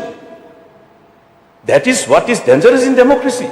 We can always insulate anything, whatever we do, by legalizing the procedure. It is an art. I know that art is with the government. I have run the government for so long, so we know how to insulate anything of such. But then here the issue is, if this is happening, can we, to some extent, slowly create an enabling environment for ensuring that that outflow of huge amount of fees which is going for others can, naturally when flight expenditure, it is additional. Stay in the hotels, it is an additional expenditure, preventable, avoidable. Therefore, our question is, every single paisa that we spend from public exchequer, can we minimize as far as possible? Because every paisa counts, it belongs to the people. With these few words, I would like to reiterate my stand and urge upon the minister in charge to look at the whole details and make available all this expenditure which has been somehow incurred in respect to the payment of fees to different categories of lawyers. Then we will know how we can recorrect and redirect. Thank you, Mr. Chairman, sir. Yes. Consensus, please. Honorable Chairman, sir, points Noted. brought forward by the Honorable LO are being noted, obviously, but my point here is I reiterate, we cannot induce this doubt in this august house that we are spending unnecessarily. Yes, agreed, we will review, we will look at what else do we need. We now probably have to focus on training programs, we have to focus on various interventions which will build our own legal fraternity. But sir, let me assure the Honorable LO, through you sir, that we are committed to bettering and increasing opportunities for our own people. And we will do it, though it may take time. Sir. Yes. Please, man of the mover. Mr. Chairman, sir, I would like to thank the Honourable Minister for speaking at such detail, giving us all the information.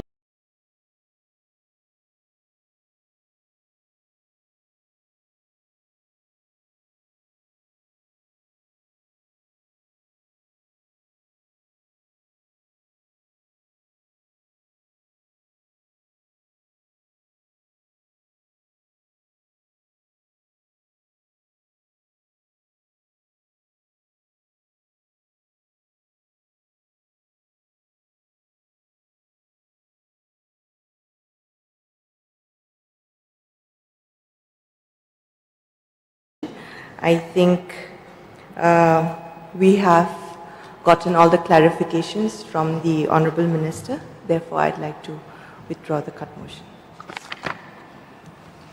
Thank you. Since the mover has withdrawn the cut motion, Now, let me put the question before the House. The question is that grant number 2 be passed. Those who are for the motion say yes. Yes. Those who are against say no. The yes, the motion is carried. The grant number 2 is passed. Now we will take up grant number 3. Sri Conrad K. Sangma, Chief Minister in charge, to move, please. Mr. Chairman, sir, on the recommendation of the Governor, I beg, sir, to move that an additional amount of 13 crores 19 lakhs 30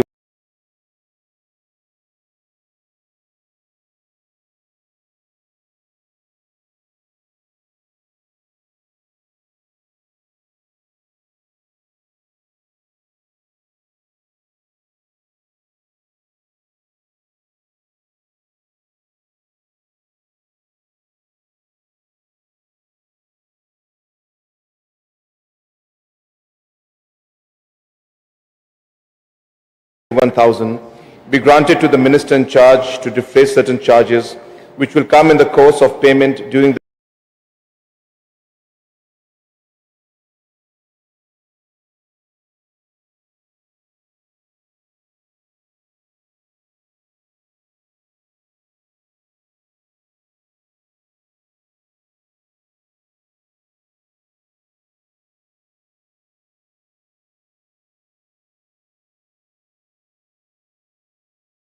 year ending the 31st of March 2026 for the administration of the heads 2015 elections. Motion moved. Now there is one cut motion against this grant, tabled by Srimati Miyami Dishira MLA and Sri Nizamur R. Khaji MLA. Anyone of you, please.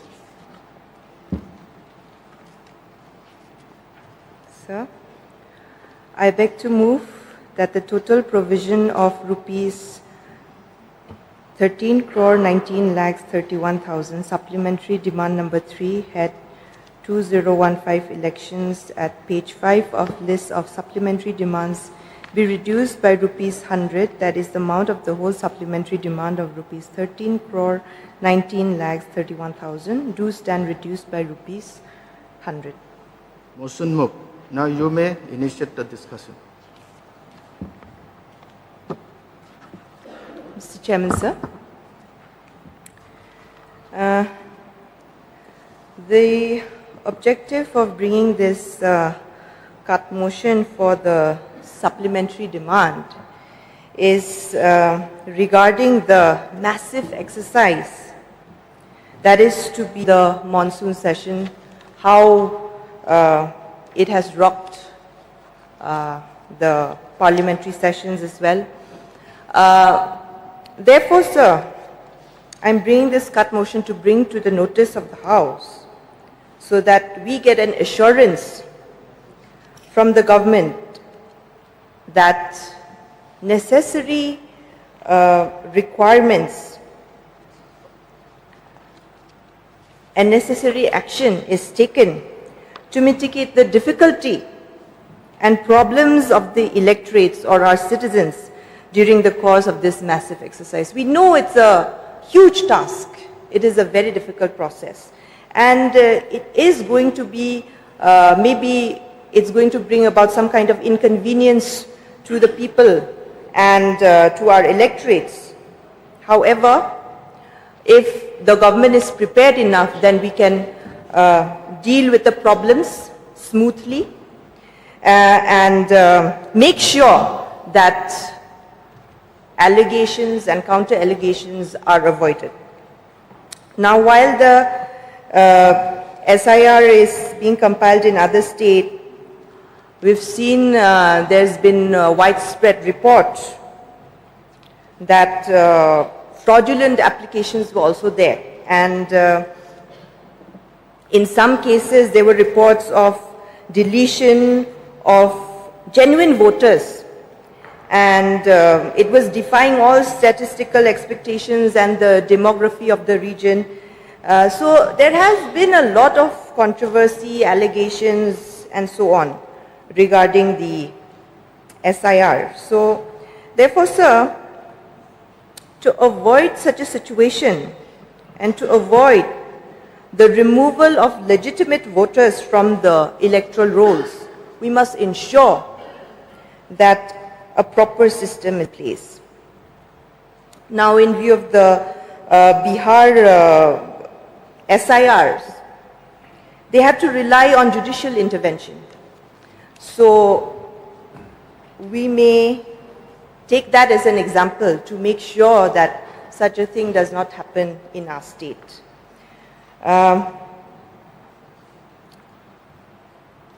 To make sure that this runs smoothly, we have to make sure that the government informs the public, has proper communication system, and intimate in advance the identification proofs that are accepted, and so that there will not be any confusion regarding the revision of the names in the electoral rolls. Now this is number one, and number two is the maintenance of the EVMs. Verification whether any new method is being adopted to maintain the EVMs, or whether the same old system is in place. Just a small clarification. Therefore, I'd just like to know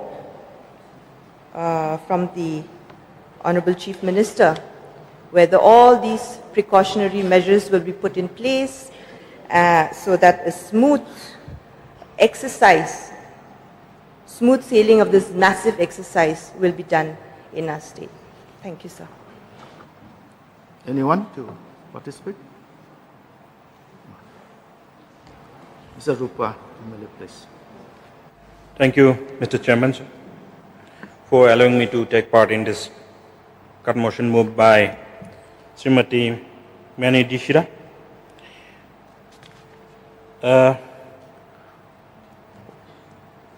While speaking on the SIR and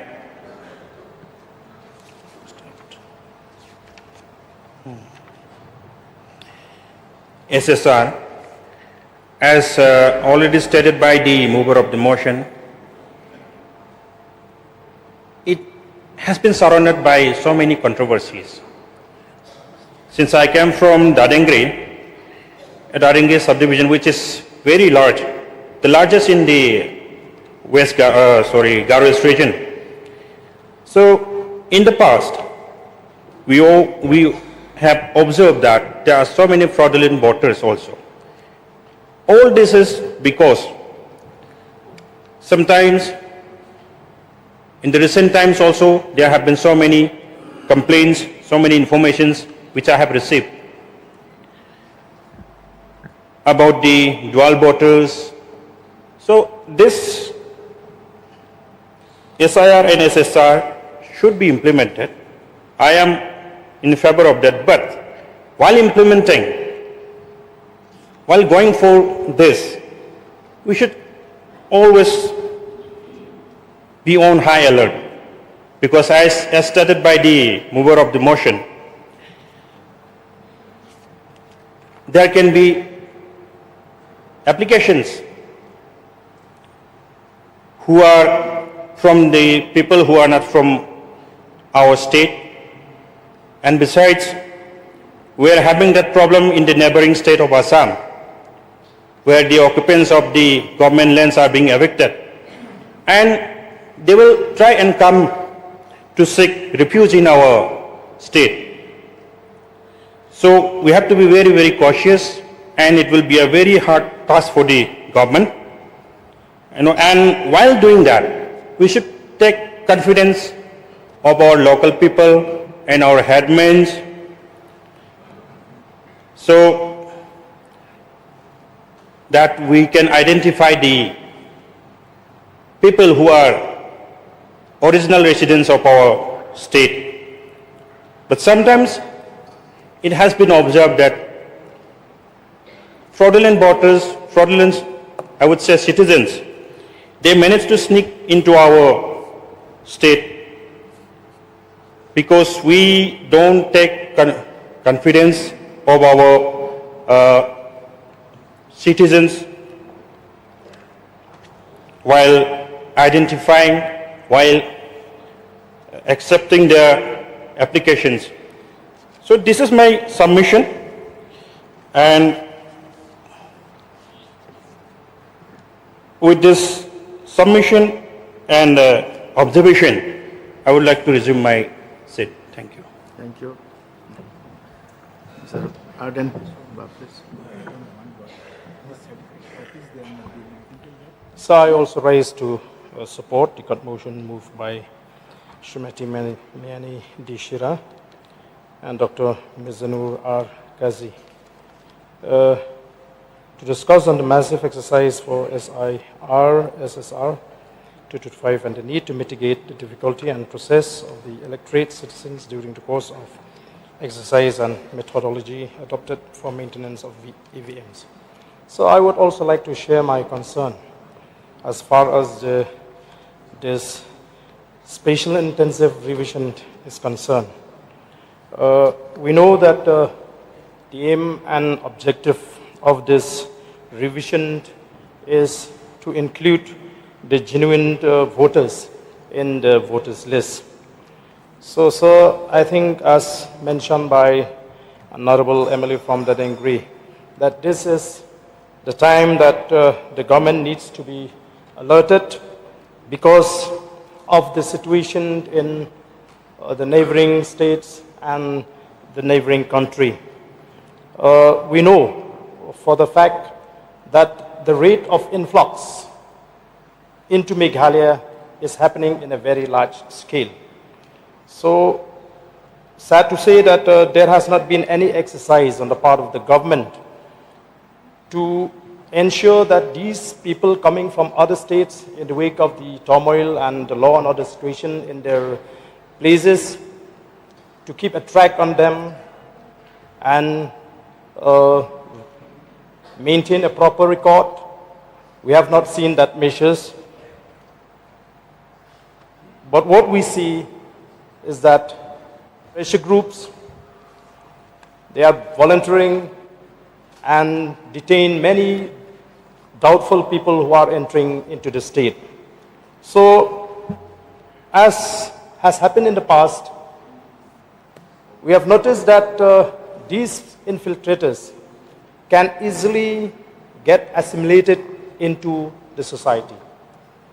So therefore, we have to make sure that these people coming from outside the state should not be, giving a chance to enroll in the state of Meghalaya. Another concern that I would like to bring to the notice of the government is that whenever there is a process to enroll the new voters,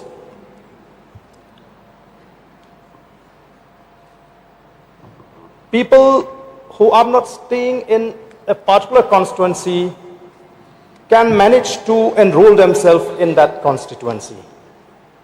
For example, in my constituency, I was informed by the local headmen, by the local people, that there are many people who still manage to enroll themselves as the voters of the constituency, despite the fact that they are not the residents of that locality. They are not even the residents of the constituency. They stay somewhere else and enroll themselves in other constituency. Instances where these kind of practices were there are many, sir. So, sir, I feel that the authority concerned should also take into consideration the confidence of the local authority like the Dorbarshnong the local committee to prove the citizenship of those applicants.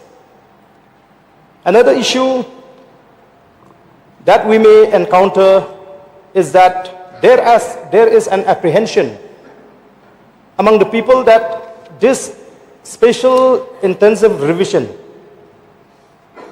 may lead to a situation where the genuine voters, including the local people, may not be able to enroll because of some parameters where they need to prove their citizenship. In many villages, I'm telling you, sir, there are many people who don't have any document to prove that they are the real citizens of this state. They don't have Aadhaar, they don't have the birth certificate. So that is another issue that we need to look into, sir. So, sir, I feel that since the intention of this special intensive revision is to include the genuine voters, so we expect that the process to be carried out by the authority concerned should address that problem. So, we know that there is a concentration of those people who have managed to infiltrate into our state to even acquire land in certain pockets of Khasi Jaintia region. People who are coming just within few months, they will manage to get all the documents that is necessary to be proven as genuine citizen of the state. So with these few words, I hope that the government will take serious note and ensure that the genuine people should not be left out in this revision, and the doubtful should not be, under any circumstances, be able to manage to get themselves registered in the voters list. With these few words, sir, I resume my seat. Anyone else? Dr. Mukul Sangma, please. Mr. Speaker, sir, I rise to support the cut motion tabled by Honorable Member from Ampati, Srimati Miani Dishira. And I would like to make a brief submission revolving around the concerns of the people and concern of all of us. The mover and other members have rightly indicated the areas of concern, and also the need to complete this whole process of spatial intensive revision of the electoral rule. It is only befitting from the fact that the whole democratic system based on the mandate of our Constitution, there has been challenges. I think these are something which are very pertinent to rather ground reality and very pertinent. The responsibility of being a responsible participant in the whole electoral process. Now, the sense of belongingness, the sense of ownership is crucial in as far as the conscience of a person while exercising his right to franchise is concerned. Therefore, the son of the soil, the people of the state definitely have the sense of belongingness and ownership. The whole system, maybe there should be a time when the whole electoral system must be reformed. Because in each and every state, what we are observing, and particularly in the state of ours, I think this particular concern has been articulated time and time again, outside the house, inside the house, by almost all the political parties, and by almost all people from all walks of life.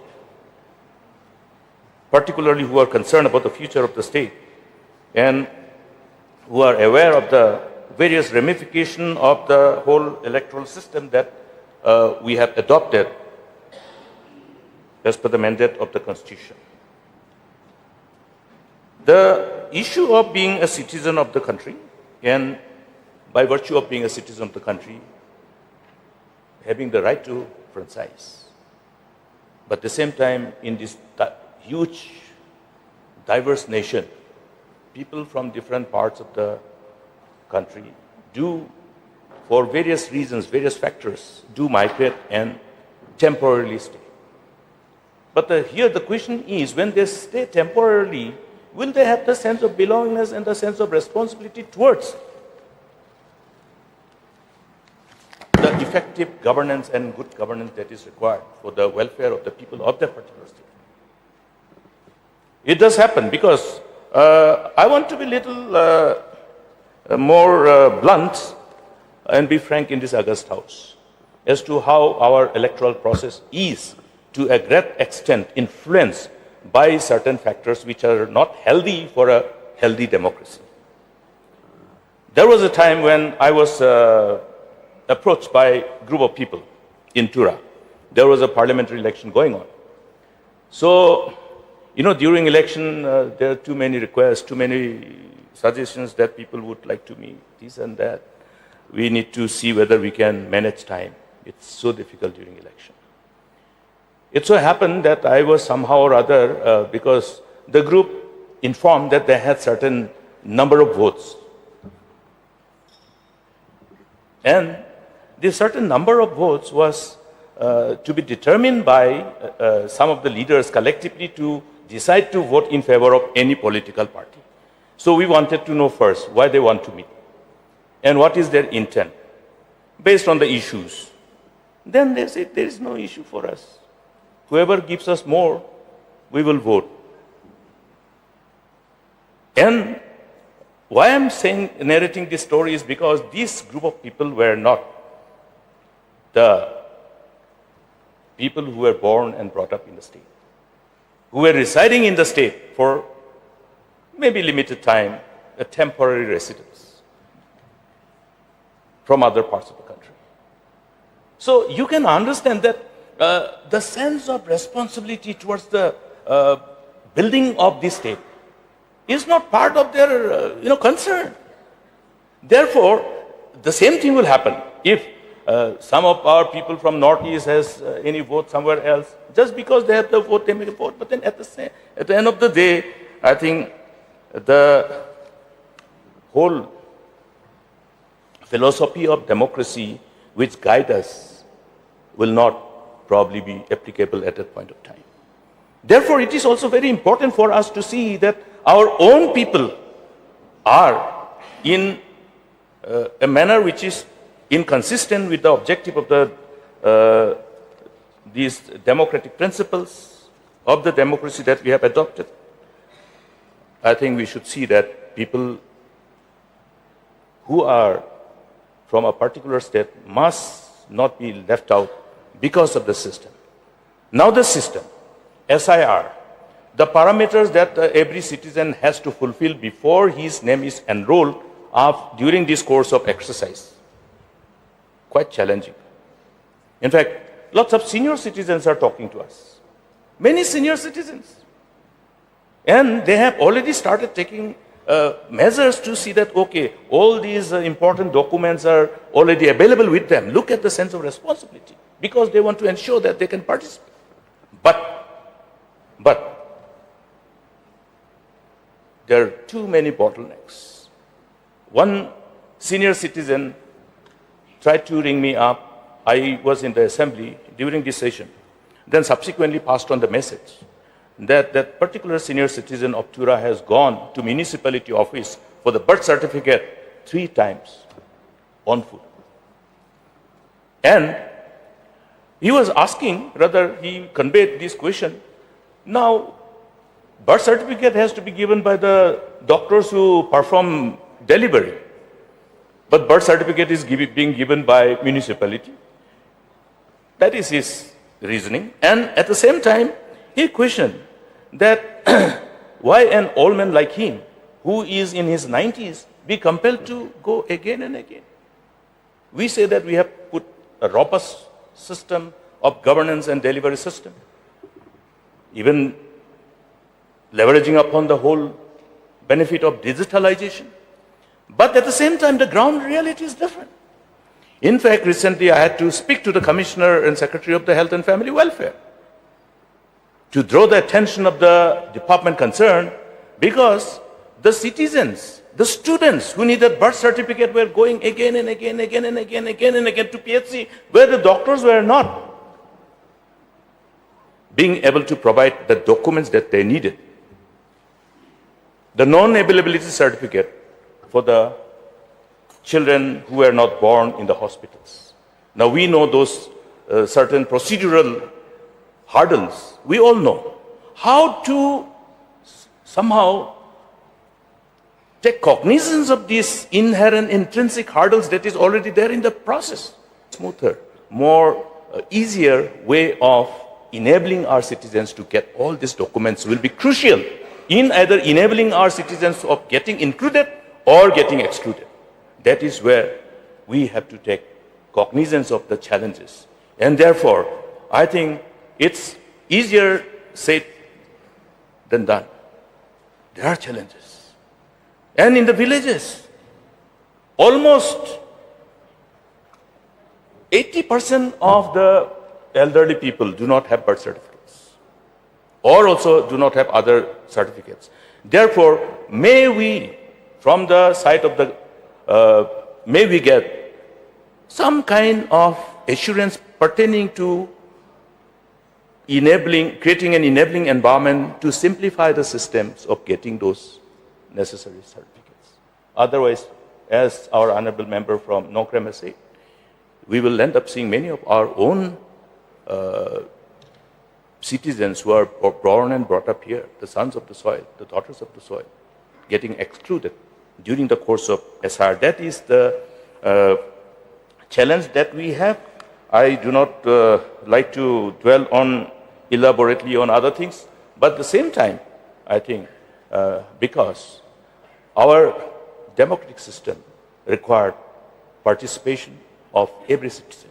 Let everybody be part of this vibrant, robust system which we have adopted, so that people who desire to see better days for the people of the state, for our Generation X, are able to really participate in the whole process of our democratic system and be part of the people who give mandate to the aspiring political parties to assume upon the responsibility of governance in the right earnest to fulfill the aspirations of our people. I hope the government must have been already aware of these problems, because this is not a problem in isolation. This problem must have been flagged to almost all our members of this august house by our citizens. Therefore, it is not something which should not be outside the knowledge of the government and the authorities. Therefore, it is only appropriate that we take cognizance and see that these measures are put in place. And also, the health department should ensure that every PHC has a doctors in the PHCs. We have seen yesterday the reply. How many PHCs are without doctors, without medical and health officer? Where are they going to go? If they go to other areas, they will say, no, it is not your jurisdiction. So this is something which is subjecting people to all kinds of problem, frustration. So these are measures which what is preventing the health department from posting the medical and health officer? Rongsak PHC. I have spoken to the officers concerned that the Rongsak PHC doesn't have a doctor till now. Why did they transfer and release the doctor without having a officer relieving him? Therefore, these are omission and commission which can be appointed. These are utter negligence and insensitivity of the people in the department. I don't think it must have come to the knowledge of the minister. It's a dereliction of duty and utmost insensitivity towards our people. Therefore, I think those are areas of concern. There are many other areas of concern. As I have said, government is aware, must be aware of all these problems. So take corrective measures. With these few words, I support this motion, Mr. Speaker. Dr. Mizanur Kaji, please. Thank you, Mr. Speaker, sir. I also rise to support and share my concern over the move by my cut motion by my colleague, Srimati Miani D. Shira. Already much has been deliberated upon. I don't want to take much time on it. I just want to share one or two of my concerns.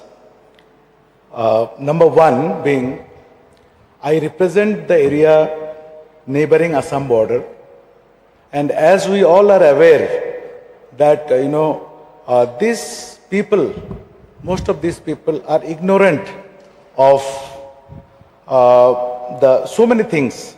So due to their ignorance, there are a lot of differences in the documents they have, some slight differences in the documents they have, due to which they suffer a lot of problems while registering their name in the voter list or while substantiating their claim that they are genuine citizens of our state. Also, I have come across a lot of instances in my constituency especially that, just to establish their citizenship, they need previous certified copies of electoral rolls for which they go to the Deputy Commissioner's office. I have personally called up so many times to the officer concerned. There have been repeated visits by the applicants, but despite a lot of efforts, so many people are denied to have a certified copy of these electoral rolls. I know SIS, SSR is a very crucial and messy process, but I humbly request Honorable Chief Minister, sir, to have special consideration of the fact that most of our people are ignorant, and out of their ignorance, some silly mistakes in their birth certificates or in their predecessor's name, maybe their predecessor name is there in the voter list, but as per their nickname, not as per their official name. So these things are there. Because of that, they are facing these hardships, and because of their ignorance, they are suspected as doubtful citizens. So I humbly request Honorable Chief Minister, sir, to kindly have a look on this and to see that no genuine citizen is deprived of his citizenship, and their hardships in arranging these legal documents are taken care of. With this few submission, I resume my seat. Thank you, sir. I will now call the Minister in charge to reply, please.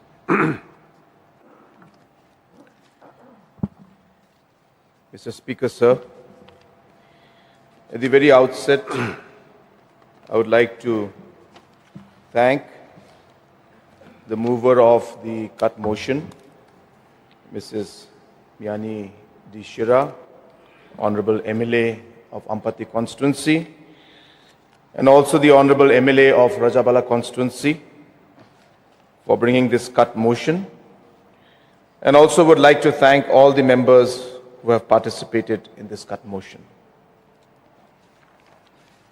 Sir, the subject is very large, and hence I may not be able to dwell on all the subjects, but I'll try to address the concerns that have been raised by the MLAs to the maximum possible extent. Sir, in a nutshell, the current supplementary demand that has come in has been done as a result of the increase in the remuneration that is to be made to the BLOs. And this is as per the instruction of the Election Commission of India. And hence, for the SSR or for SIR, whichever exercise we do, the remuneration that has to be given to the BLOs has to be enhanced. And primarily, this particular SD is for that purpose. Number two, in regards to the maintenance of the EVMs, which is again a small part of the SD, it is the normal procedures which we need to follow. And those normal procedures are quite large in number, but just to share simple things like the warehouses have to be in good condition, vacuum cleaners need to be there, CCTVs need to be installed, if there's any damage, repairs have to be made, so on and so forth. There's a long list of activities that need to be done. And therefore, for the normal maintenance of these EVMs, this particular SD of approximately 5 lakhs is being demanded in this particular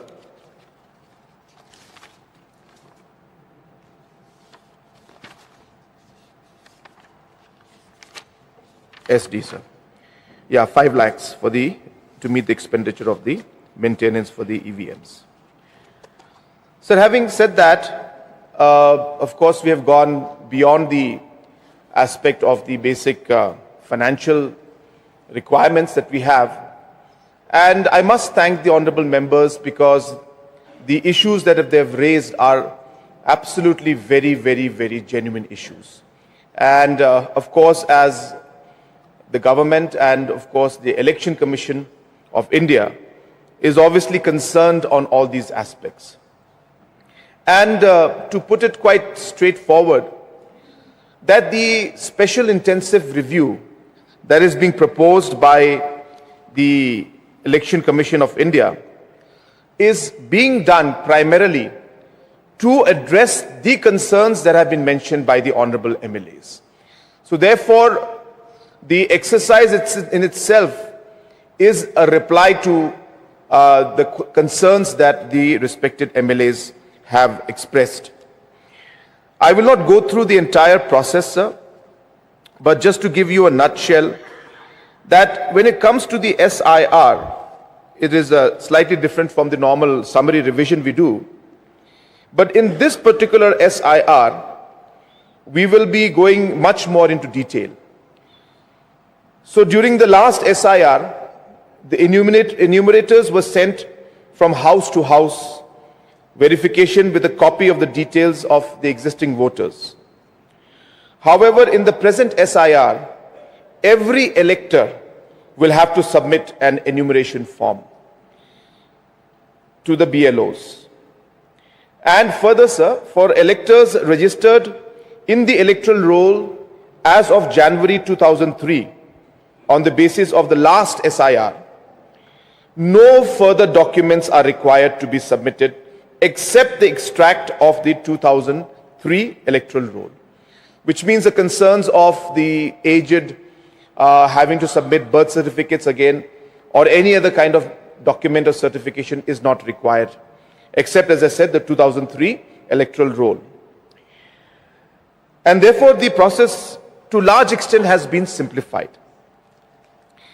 Now, sir, of course, why is this exercise being done? This exercise is being done precisely what the mover of the cut motion had mentioned, that, in the last 20 years, significant change has taken place due to additions and deletions of large scale over the long period, sir.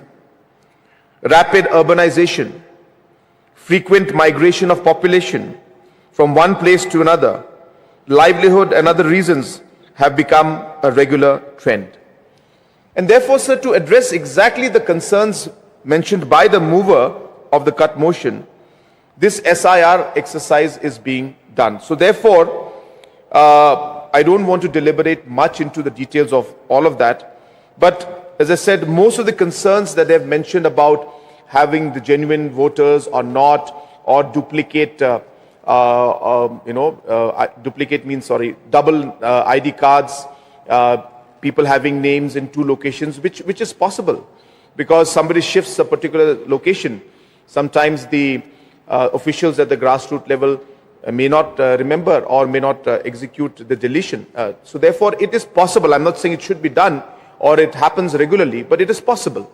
So therefore, to ensure that all of this is checked and cross-checked, and to ensure that there's no duplication of voter IDs, all this exercise is being done through this very special, intensive review of the electoral roll.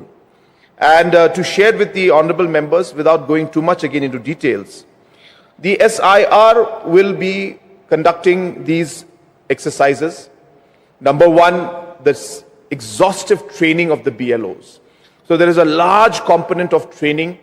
So they will be trained in detail about all the different aspects and concerns that honorable MLAs have raised. Number two is the rationalization, re-serialization and formation of sections. Number three, house-to-house enumeration. And I mentioned, sir, in this case, in this particular SIR, while they go from house to house, every single voter also will have to fill up the forms. The publication of draft roll, period of claims and objections will be there. The display of list of claims and objections, appeals will be there. Supervision and checks, engagement with political parties and sharing of electoral rolls, schedule of press note, advertisement during SIR, preparation of electoral roll at the time of final publication, and preparation of electoral roll during the elections. So therefore, sir, as mentioned earlier by most of the members, that this is actually a very, very exhaustive exercise, but something that all of them have agreed is something that must be done. And regarding the specific concerns that honorable members have mentioned, as I said, that when it comes to areas of documents not being there, sir, I must put it on record that if there are no documents, if a particular individual does not have any documents to prove citizenship, then on what basis do we rely on how the person is actually a citizen of our state or not? So therefore, there has to be some mechanism, sir. Just by us saying that even if a person has no documents and still we have to consider, then we could have many people who will have no documents, and then suddenly the counter argument will come that why are we approving names of people who don't have documents? So sir, it's always a complicated exercise, but to minimize the inconvenience for the people and genuine people, as as the Election Commission of India has already said, that those who had been in the electoral roll from 2003 January in the previous SIR, they don't have to submit any new documents anymore. So now only the ones who are post 2020 January 2003, they will have to produce the relevant documents, and that the particular BLOs and all the exercise will be done going from house to house and from voter to voter in detail, so that we ensure that nobody from outside our state and somebody who does not deserve to be a voter in our state, their name is not included. So therefore, sir, it's always the balancing of this particular issue. At one end, we say that those who don't have documents but are citizens, they should be considered. At the other side, we also say that those who are not genuine people should not be considered. So therefore, where is the balance between that is where we have to meet. As I said, sir, the idea is to minimize the inconvenience for the people who don't have documents and see how we can help them. At the same time, to be very careful to ensure that no voter or no individual who is not a citizen of our state be included in the voter list. So balancing this particular two ends of the spectrum is what this particular SIR exercise is meant to do. And let me assure the members that we will do our best to ensure that we balance both of these concerns where genuine people are not harassed and where non-genuine citizens are not put into the list. Bringing this and balancing it is the task that we have in front of us, and we hope that through this SIR exercise, we will be able to achieve that particular goal. So also just to address the concerns of the illegal immigration because of the continuous problem that we are facing across the borders on both sides. I just want to share for the knowledge of the honorable members that whether it's the international border that Honorable Deputy Chief Minister in charge Home at his level has had multiple meetings with different stakeholders, and even at my level I have had multiple meetings, whether it is with the BSF, whether it's with the Army, the Air Force, the IB, and all the other agencies that we need to coordinate with. We have been regularly meeting and discussing, and continuous coordination is taking place. Of course, we can't make those meetings public because those are more of internal discussions. But for the knowledge of the House, we would like to share that we have been continuously doing this. And at the same time, sir, as my responsibility, that this information and these discussions is always taken up to the highest level, and discussions have been made with Government of India, informing them and reporting them again about the different movements or activities that we have seen and noticed, and the intelligence that we collect along the border. So this exercise is a normal exercise, sir, we do on a regular basis. But as I said, because these are more internal matters of intelligence and security, we do not share this in the public domain. But I thought that it would be important for me to share to this august House that there are regular meetings in that aspect. Also, sir, when the eviction was happening in the neighboring state, we have had multiple meetings. I myself had called meetings with the deputy commissioners, especially of the border areas. And we had ensured that we increased our manpower presence in different checkpoints. Naka checks have been put up. But more importantly, sir, the community has been taken into confidence. So we have informed the deputy commissioners to hold meetings at the village defense level, call the headmen of very, very critical villages where the possibility of infiltration is there, coordinated with them, discussed with them, and asked them for what kind of support they would require. And this again, sir, is being done on a continuous basis, sir. At the same time, sir, we have also ensured that the checkings that are to be done at the highways and the entry points is being done. And many people, sir, have been picked up, whether it's with the state government, by the state government, or by the BSF. Many, many cases have been there, and those cases have also come out in the press. So, sir, the activities are on. It's not that we are just simply watching and doing nothing. At multiple levels, activity and engagement is there to ensure that the impact of the unrest across the international border and the impact of the evictions across the northern border is managed by ensuring that we engage and ensure that we have our forces in different sensitive locations.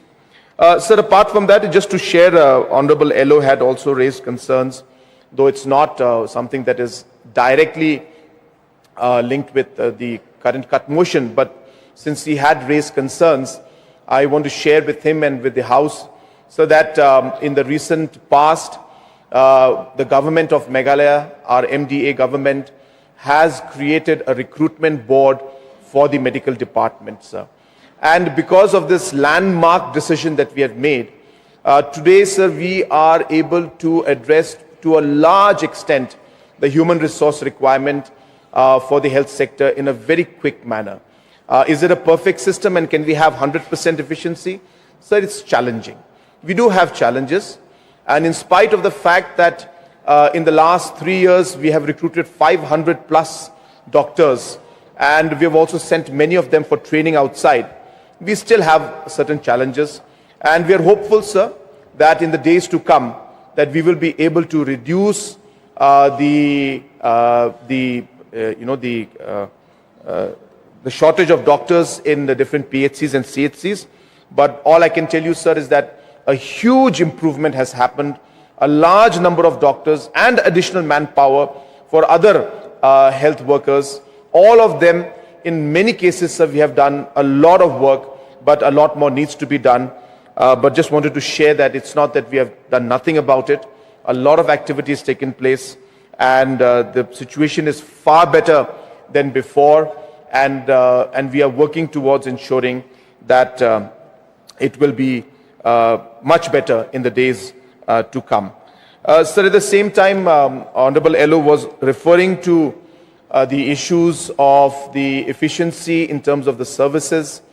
And when I had mentioned about the robust system that we have, it was related, of course, with the robust system of the complaint and the public grievances. Now, that is only a forefront. It's only the part where we engage with the people. And the robust system that we have now is allowing the information to come in and go to the departments. I just want to share with the Honorable MLA from Rajabala, because I got the data later on, that we have received about 1,000 calls only for power department. And out of the 1,000 calls that we got, and which is the highest, by the way, for all the departments put together, 1,000 calls have come for just the power department. 90% of them have been resolved. 90% of them. And most of them exactly what you said, the power went off, the transformer went off or got busted. And within a matter of minutes, the information reached the chairman's office and the concerned office, and they sent it immediately to the persons concerned at the grassroots level. And that's the kind of system that we have. Now again, sir, is it a perfect system? So we're working on it. There will still be challenges. And we are, as I said, we are better off than what we were before. And as I said, with the use of technology, we have come so far.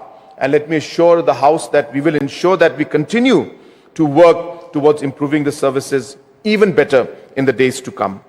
Sir, I will refrain from going into too many of the details of all the points mentioned. I have tried to, in general, reply to the concerns of the honorable members who have raised their concern.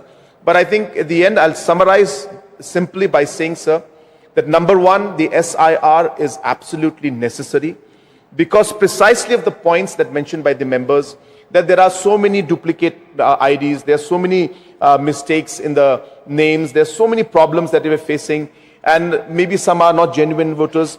So all of these need to be checked on a regular basis. So therefore, the SIR is absolutely necessary.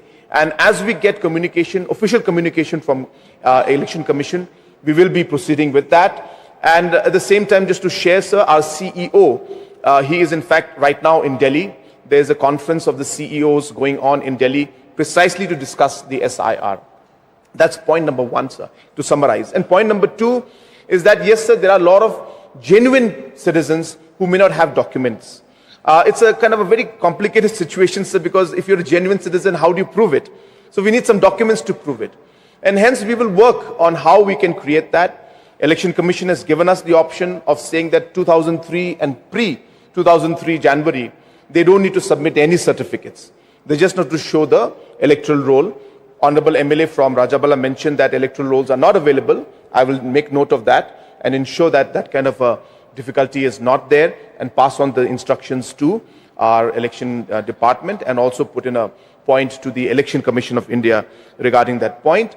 And therefore, we will do our best to ensure that our genuine citizens are not impacted. But while we do that, in the process, we also want to ensure that we don't give non-genuine citizens the vote and include them in the electoral roll. So therefore, these 2 points, we need to, at the end of the day, balance it. And if we do one too much, then the other goes. If you do other too much, then the other one is affected. So balancing these two is really the challenge.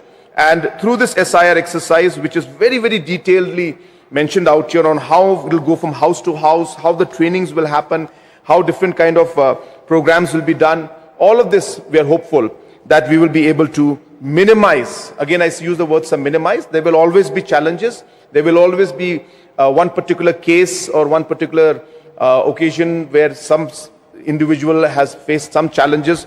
Those case-to-case basis, sir, we will definitely take up those matters also. But in general, sir, our desire and our efforts will be to ensure that this SIR exercise, which is a massive exercise, takes place in the best possible manner and in a manner which is least inconvenient to the citizens and genuine citizens of the state, and also to ensure that no non-genuine people should not be included in the voter list.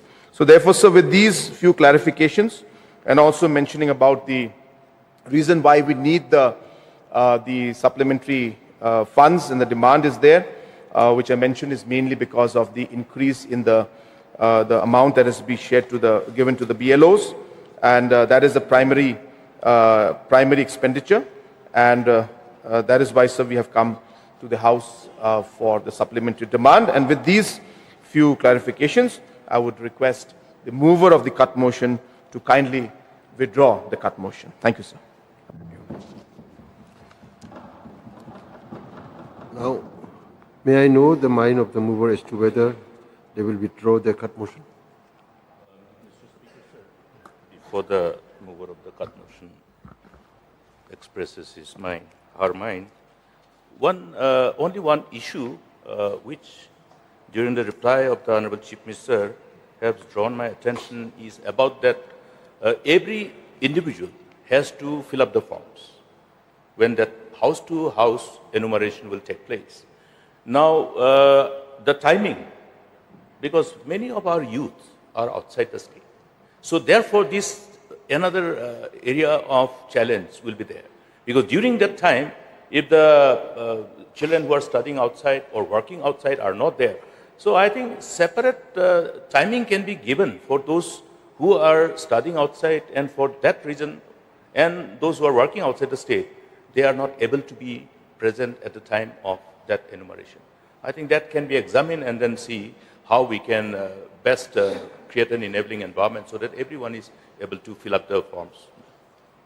Yes, sir. I think it's a good suggestion, sir. I'll pass on the information to the Election Commission of India and to the Election Department. But I'm sure, sir, this concern is very genuine. We will try to find out a way in which we are able to address this particular issue. So we noted the suggestion. Mr. Speaker, sir, I want to thank the Honorable Chief Minister for giving us a detailed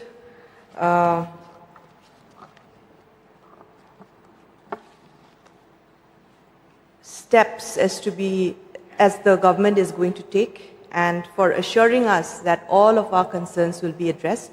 It is a difficult task, I agree, and it is a huge exercise, and there will be problems coming our way, but I'm sure the government has all the necessary, it is equipped to deal with all the problems that come their way.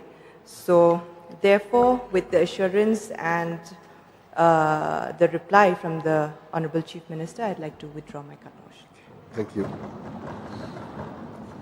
Since the mover has withdrawn the cut motion, now let me put the question before the House. The question is that grant number 3 be passed. Those who are for the motion say aye. Those who are against say no. The ayes have it, the ayes have it. The motion is carried and grant number 3 is passed. Now we will take up grant number 4. Sri Kermanshila, Minister in charge, to move, please.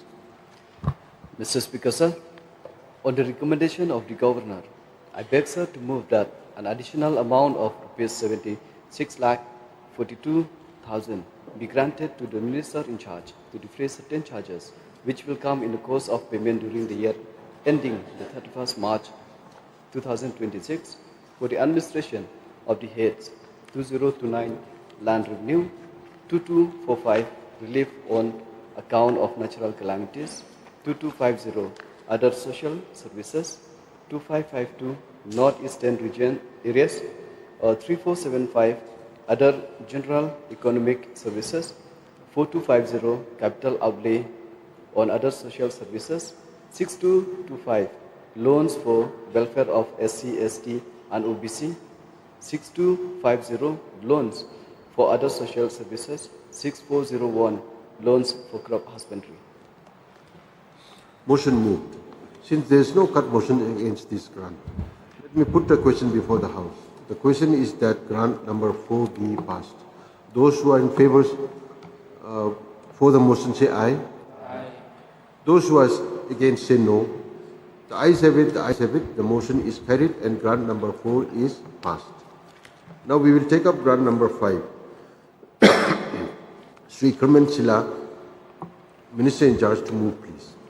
Mr. Speaker, sir, on the recommendation of the Governor, I beg, sir, to move that an additional amount of rupees 31,96,000 be granted to the Minister in charge to defray certain charges which will come in the course of payment during the year ending the 31st March 2026 for the administration of the heads 2039 State Excise. Motion moved. Since there is no cut motion against this grant, let me put the question before the House. The question is that grant number 5 be passed. Those who are for the motion say aye. Aye. Those who are against say no. The ayes have it, the ayes have it. The motion is carried and grant number 5 is passed. Now we will take up grant number 6. Sri Sungabalangdar, Deputy Chief Minister in charge, to move, please.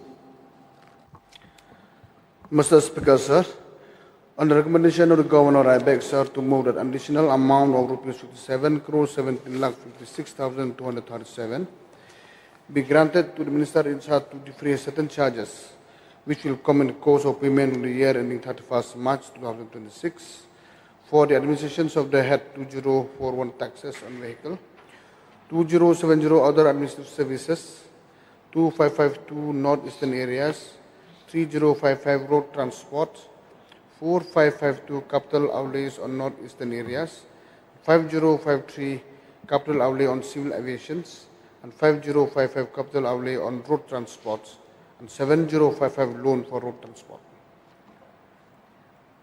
Motion moved. Now there is one cut motion against this grant tabled by Srimati Miani Disira, MLA, and Dr. Mizanur R. Kazi, MLA. Any one of you may kindly move.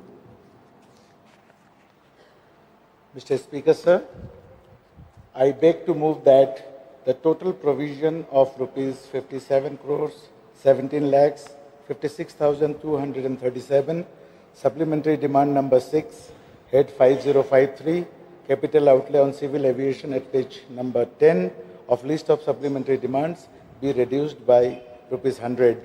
That is the amount of whole supplementary demand of rupees 57 crores 17 lakhs 56,237 do stand reduced by rupees 100.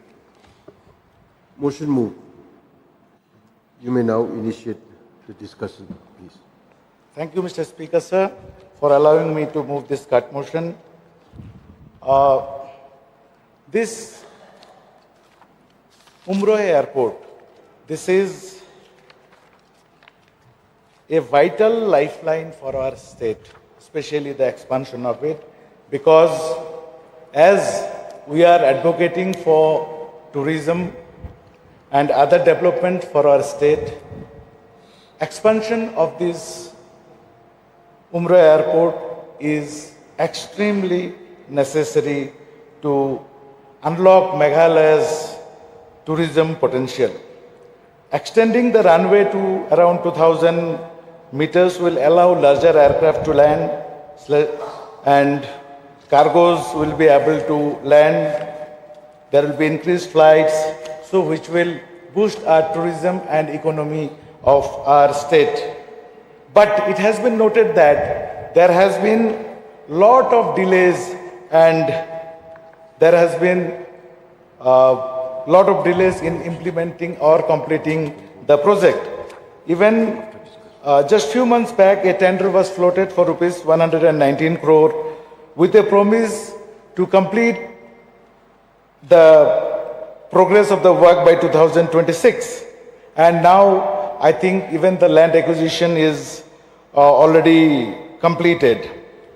And despite several interventions from the Meghalaya High Court during December 2024 and July 2025, urging the state government to act swiftly for the completion of the project, still there has been no particular assertion from the government that when exactly this project will be completed. Also, due to the significant delay in the project due to land disputes, environmental clearance, etc., these estimates which were given earlier for the project, this has become very old. So I feel there is an urgent need of revision of estimates so as to, be with the exact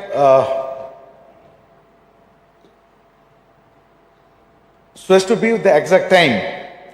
And also my concern is that, with this expansion and with this acquisition of land, though there will be some compensation given to the families who has donated land, but there were also promises that better employment, better roads, hospitals, etc. will be given to these donors. So we just want to know that whether these things are being planned and what are the steps that are being taken to ensure that the donors are equally compensated. Therefore, I urge the Honorable Minister to kindly put a revised estimate and to prioritize the local levels and to complete the project in due course of time. With these few submissions, I resume my say.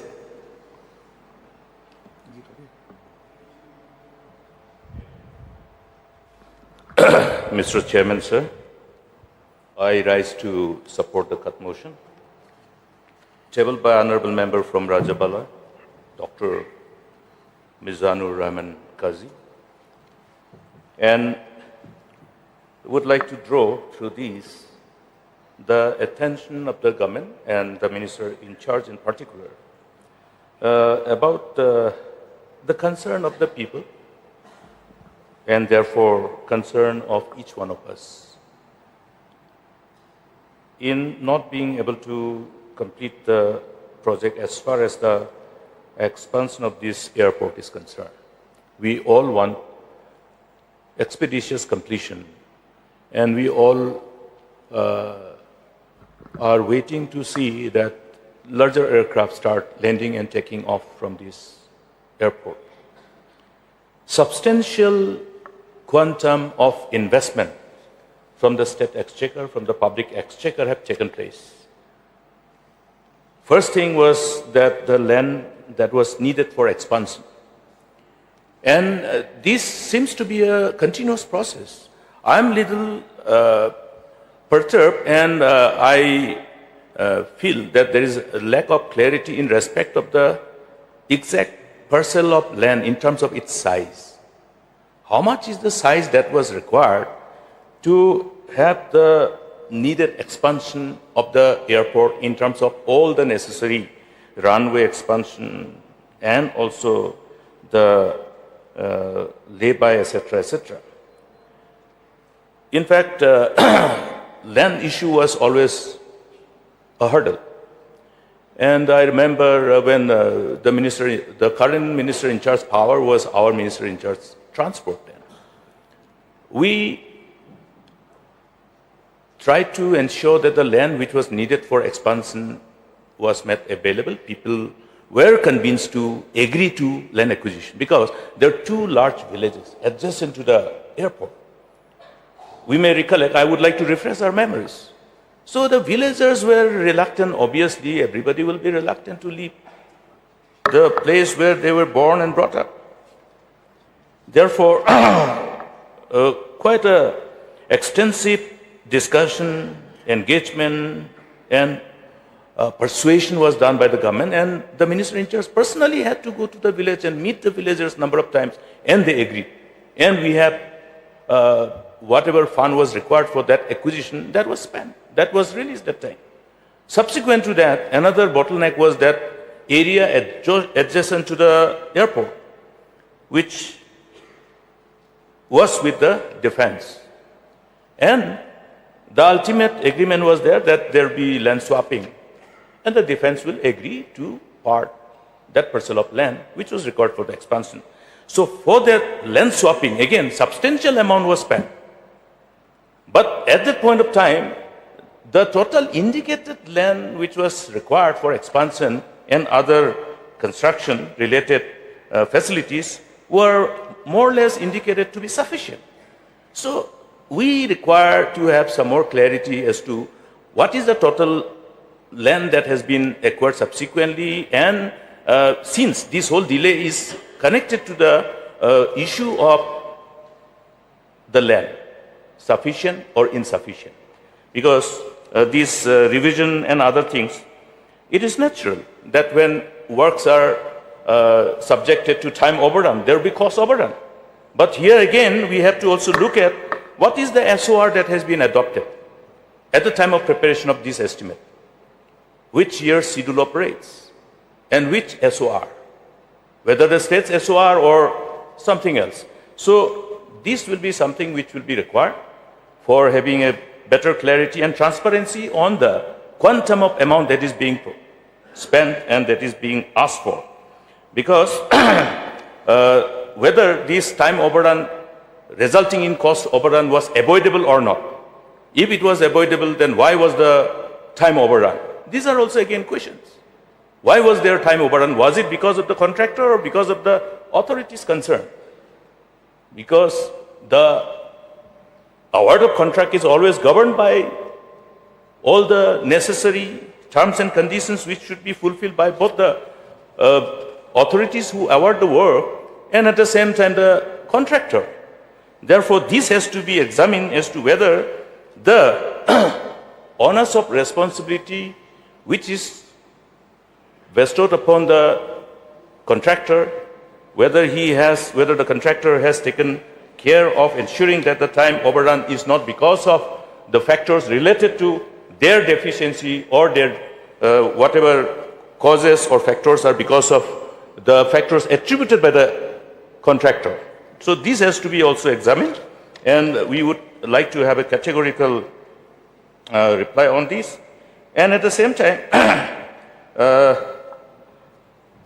how this particular runway which is being constructed,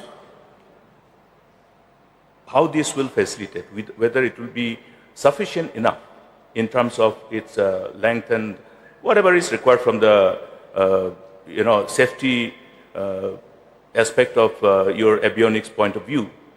So whether this will suffice in terms of enabling the bigger aircraft to land and take off, and also the timing, whether with this money which is being proposed to be made available through this supplementary demand, whether the project will be completed and what is the timeline set for this particular work to be completed, the set timelines, so that there is no more further time overrun. With these few words, Mr. Chairman, sir, I support this cut motion and expect better clarity on the proposed move of the government. Barupa Marak, can you take the floor?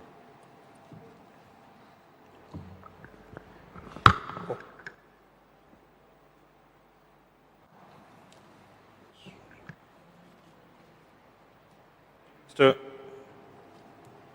Chairman, sir, for allowing me to participate in this cut motion, which was moved by Dr. Mizanur R. Kazi, MLA, Rajabala.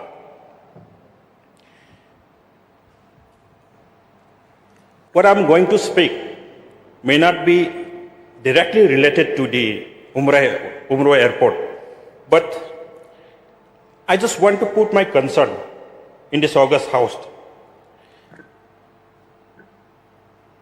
My constituency, Dadingri, has one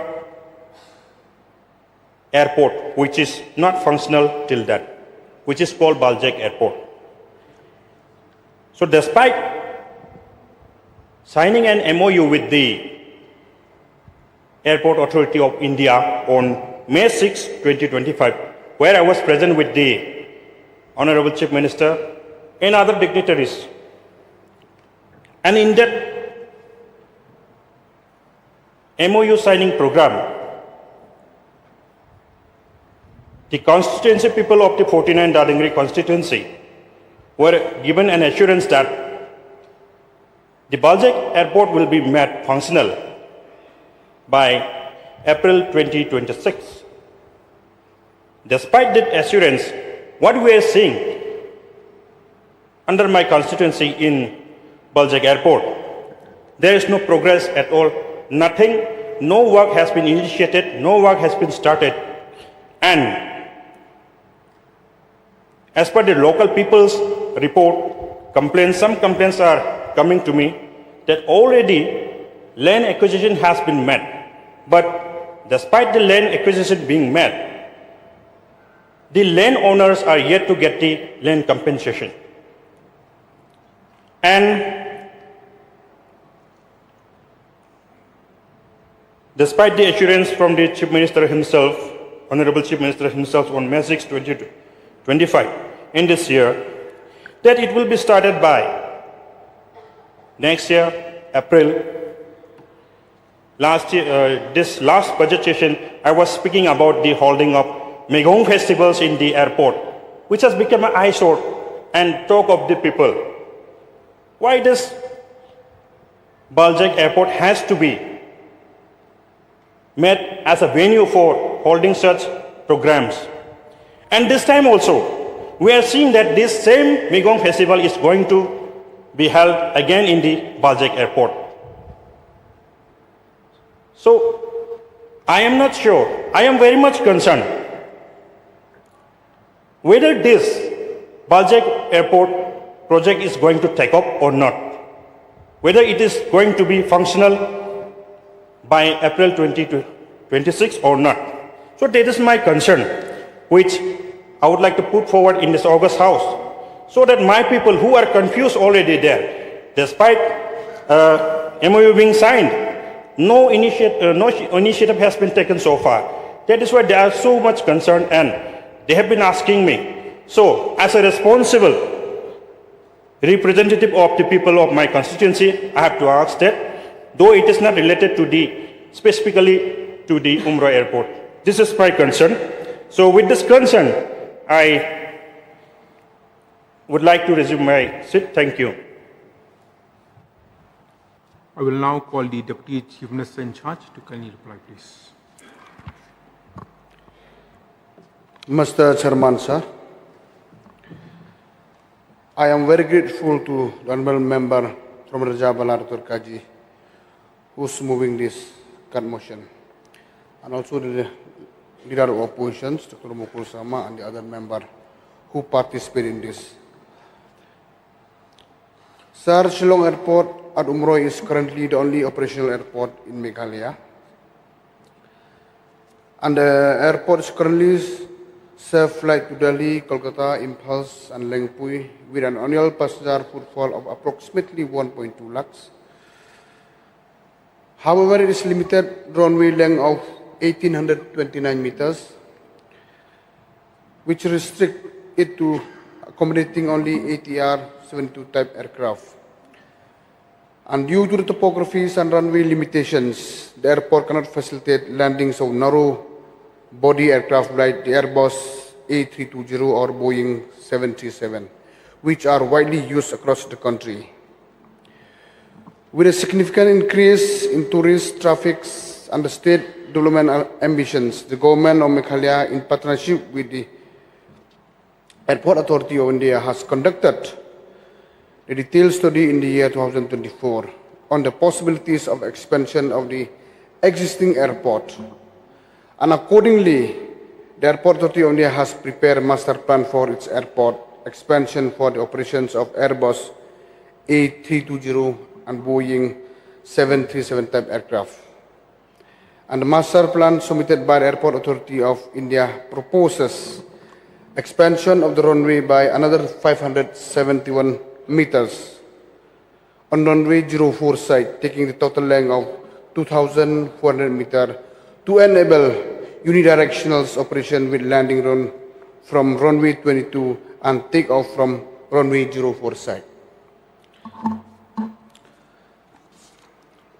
So actually, the basic issue was not the land, but the feasibility of expansion of runway. And after recent survey, it was clear that expansion can be done, and hence additional 22 acre of expansion is for land required. Mr. Chairman, sir, The proposed major development at the Shillong Airport to be taken up by the Airport Authority of India are like this, as follows.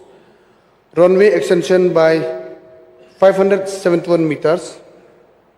And number 2 is new terminal buildings, which is 10,000 square meter. And relocations of the isolation bay. And number 14, number of A20 in contact parking bays with link taxiway to runway and existing apron of 20,000 square meter. And 5 is runway and safety areas, RESA, which is required 240 meters to 90 meters. And car parkings and internal road networks. And simple approach path lighting, which is to be done by the Airport Authority of India, not from the state governments. And the main project component committed to be undertaken by the governments of Meghalaya are land acquisitions for an area amounting to approximately 22 acres is needed for the locations of isolation bay and the runway, which is required to expand the runway, which is to be feasible for the big aircraft to land. And disposal of excess air from the work site.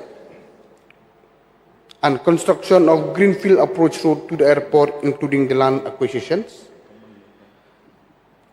And number 4, construction of new road relocations of the bridge connecting Umranja, Umden Missions, and Umden Arka village. These are the components which to be borne by the state governments. Sir, I have already mentioned that expansion of Shillong Airport required an additional of 22 acres of land approximately after the latest survey, and approximately comprising of 6 acres for the isolation bay and 16 acres for the runway and safety area RESA at runway 04 site. And out of these 22 acres of land, 11.7 acres of land belonging to private individuals, and 10.3 acres belong to the defense authorities.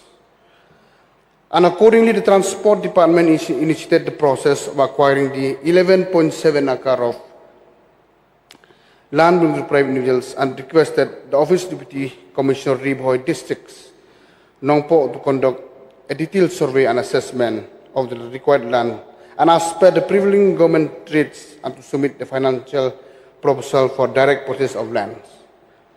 And the Deputy Commissioner Ribhoi District conducted a comprehensive survey and submitted a cost of estimate along with the recommendation of the land price negotiations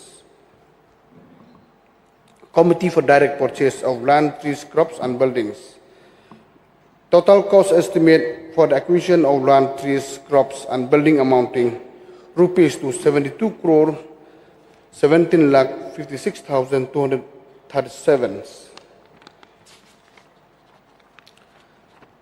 So during the financial year of 2025-26, and there is a budget provision of rupees 15 crore only under the head of account 5053, capital outlay, on civil aviation, state scheme 102 airport and 103 aerodromes 03 upgradations of Umroi airport 53 major head work generals. An additional amount of rupees 57 crore 17 lakh 56,203 rupees only was provided by way of advance from contingency fund to make this additional amount towards the compensation of the land acquisition costs for the land purchase from the private parties. And therefore, there has been no revision of estimate for the present expansion work because it has to be undertaken by the Airport Authority of India. This is only for to complete the land acquisitions, which has both agreed by the landowners, and now hopefully within 1 month, I think the land acquisition process it will be completed. After completion, we will be hand over the land to the Airport Authority of India.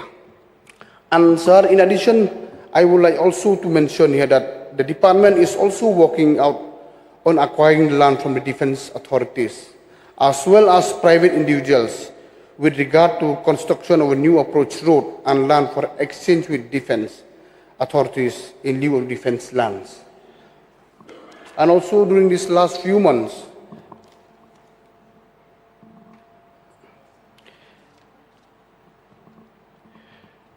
The tender for expansion of the Umrah Airport has been called at an estimate cost of rupees 119 crore approximately from the AI authority, not the state budget, from the Airport Authority of India.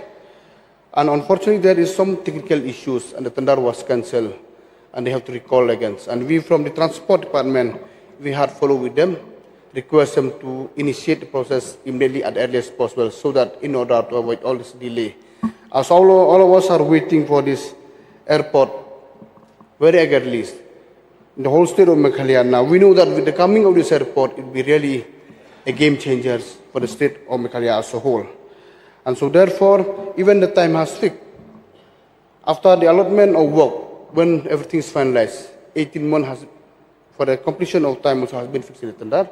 So even this last week we had a meeting and we request them kindly process immediately for the tender, so in order to avoid all this delay.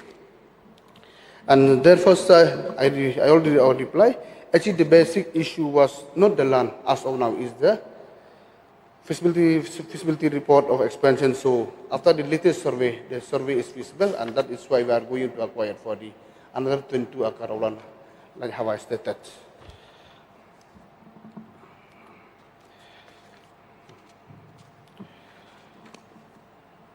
So, Mr.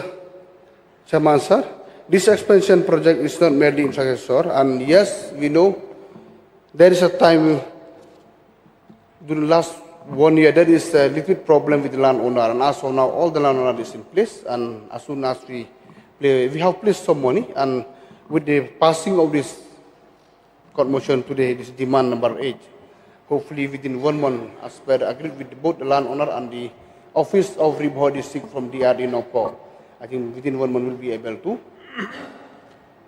clear this land question, and they will hand over to the airport. So the airport authority will take in all the process accordingly, so will be get done. So hopefully within such time, with this present move, I think we'll be able to get a big aircraft in next, maybe within 2 years, hopefully will. But we from the government, we push it very hard, sir, and we are trying to have a meeting from time to update it, because the expansion, the developmental work is done by the Airport Authority of India. Only the acquisition part we are giving from the state government. So this is the amount we are moving today is not for the enhance of the project, not for the expansion of the work, because they are totally done from the government of India. So therefore, I request the honourable member to withdraw this court motion so that we'll be able to pass this grant number 8. With this few words, I resume my seat. I know the mind of the mover as to whether you will withdraw the court motion or not. Mr. Chairman, sir, before the mover expresses his mind, I would like to get a clarification from the minister in charge, because the reply is not inconsistent. It is quite in deviation of the explanatory notes.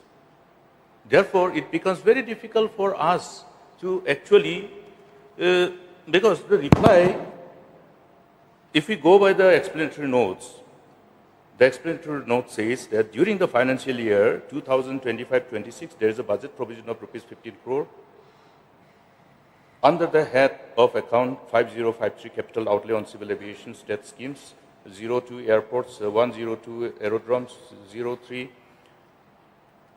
was provided by way of advance from contingency fund, wide sanction number, etc., dated 9/7/2025, project ID 292322 for payment of construction, setting up of submission of revised estimates for the expansion of runway and isolation bay of the Shillong Airport, Umrah. So whether it is for the land acquisition or for the construction? For the land acquisition, sir. Then it is not clear. The explanatory note should have indicated that for this purpose the land acquisition is required, therefore the money is required. Therefore we were dwelling on other aspect. Now therefore, I would like to, through you, Mr. Chairman, sir, departments must be aware that whatever is reflected in the explanatory note in respect of SD is the only areas where we can deliberate and discuss and draw the attention of our government. So somehow or other that explanatory note having been quiet about the actual proposal for which the money is proposed to be spent, then this whole cut motion becomes, it becomes a futile exercise for the opposition also, for the August House also. I think usually when we sign every demand as ministers, we always look at the explanatory note. Because sometimes the department may have some, goof up. It has happened. Yes, I've seen it. We have to always correct because we are accountable. The members of the cabinet are accountable for the legislature. Therefore, I think the minister should take action and pull up the officers why this whole explanatory note was not properly done, not inconsistent with the rules and procedure and conduct of business. And therefore, the parcel of land, now in absence of the available parcel of land, there is one circular from Ministry of Finance, Government of India, that unless there is a possession of land with the authorities concerned in respect of implementation of any project, unless the whole land acquisition process is completed and is under possession of the authorities concerned or government otherwise, no tender should be floated. Yes. Because then this whole process of tender, closure of tender, then subsequent delay due to delay in acquisition will be justified by the contractor to claim, that revised estimate. That is how the modus operandi works. Therefore, it has to be avoided under all circumstances. If this is not done, then it will amount to not protecting the interests of the state. And not protecting the interests of the state is a crime. Read the judgment of the Honorable Supreme Court. So therefore, I think it would be only in the fitness of things, unless the whole acquisition of the land is completed, there should not be any tendering. Mr. Speaker, sir, and Mr. Chairman, sir, we will ensure, sir, that explanatory note are more clear in future, and why the tender has been called while we are process for the land acquisition, because we are getting the working permission has been obtained from the Ministry of Civil Aviation. That is the reason, sir. I would like to clarify for that. We had a meeting between the... Mr. Chairman, sir, we heard the minister well. There is also another parcel of land which is with the defense. Have you been able to get the land? Has the land been already transferred? Is it in the possession? These are issues. So kindly look at this and let us not fall into a trap. If there is a delay because of that, how will we then get out of the mess that will be created, which is preventable? Point is noted, Mr. Speaker, sir. Now, may I know the mind of the mover as to whether you will withdraw the cut motion or not? Mr. Chairman, sir, first of all, I would like to thank Honorable Deputy Chief Minister, sir, for his reply and assurances to the House that everything best will be done. And with this, I withdraw my motion. Now, since the mover has withdrawn the cut motion, now let me put the question before the House. The question is that grant number 6 be passed. Those who are for the motion say aye. Those who are against say no. The ayes have it, the motion is carried, and grant number 6 is passed. We will now...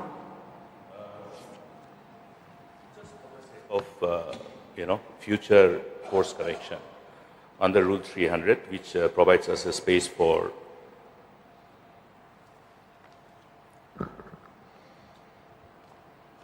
raising a point of order, it is necessary to understand that any withholding of information in this kind of thing amounts to misleading the House. That amounts to breach of privilege of the House. So this may be always kept in mind. Okay. So now we will come up to grant number 6. Shri Alexander Lalu Hek, Minister in charge, to move, please. Sir, the grant number 7, if I'm not wrong. Sir. Grant number 7. I stand corrected. Chairman, sir, on the recommendations of the Governor, I beg, sir, to move that an additional amount of rupees 37 lakh 50,716 be granted to the Minister in charge to defray certain charges which will come in the course of payment during the year ending 31st March 2026 for the administrations of Head 2013 Councils of Ministers, 2052 Secretariat General Services, 2251 Secretariat Social Services, 3451 Secretariat Economic and Services, 5275 Capital Outlay and the other communication services. Motion move. Since there is no cut motion against this grant, let me put the question before the House. The question is that grant number 7 be passed. Those who are for the motion say aye. Those who are against say no. The ayes have it. The motion is carried and grant number 7 is passed. We will now take up grant number 8. Shri President Tensong, Deputy Chief Minister in charge, to move, please. Mr. Chairman, sir, on the recommendation of the Governor, I beg, sir, to move that an additional amount of rupees 3,32,13,000 be granted to the Minister in charge to defray certain charges which will come in the course of payment during the year ending 31st March 2026 for the administration of Heads 2055 Police, 2070 Other Administration Services, 2216 Housing, 4055 Capital Outlay on Police, 4059 Capital Outlay on Public Works, 4216 Capital Outlay on Housing, 4552 Capital Outlay on Northeastern areas. Motion move. Now there is one cut motion against this grant tabled by Shri Rupa M. Marak MLA and Dr. Mizanur R. Kazi MLA. Any one of you may kindly move, please. Thank you, Mr. Chairman, sir.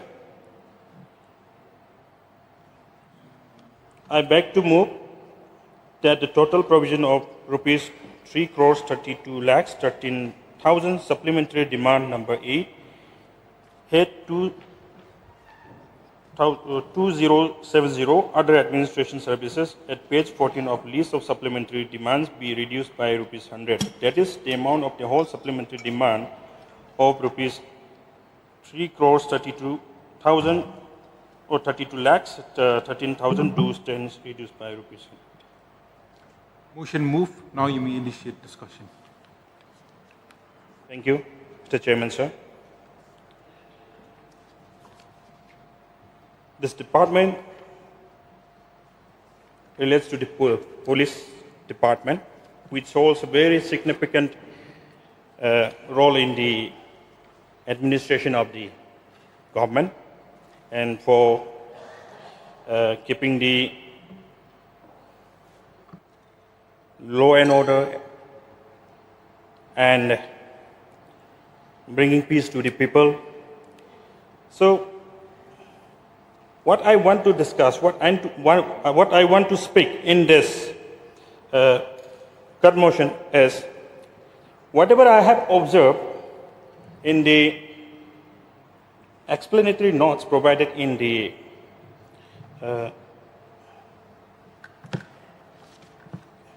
supplementary demands, I have observed that in this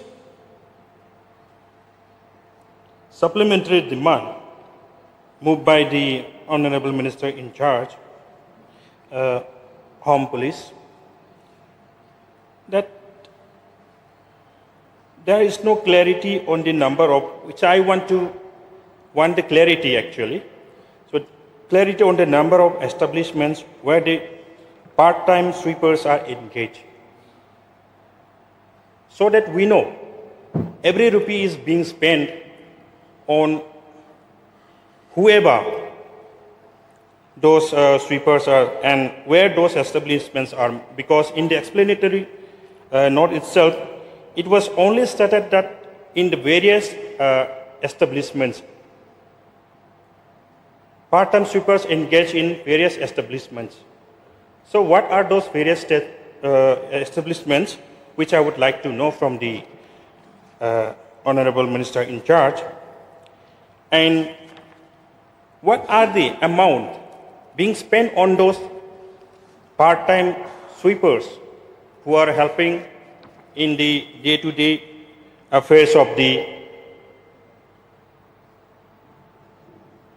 departmental offices. And there is also no clarity on the word which I would like to seek clarity from the Honorable Minister in charge. That in the explanatory note, it was stated that pending liabilities, the word which is used as pending liabilities, what are those liabilities which is available with the SP, Fire and Emergency, Eastern and Western Range, and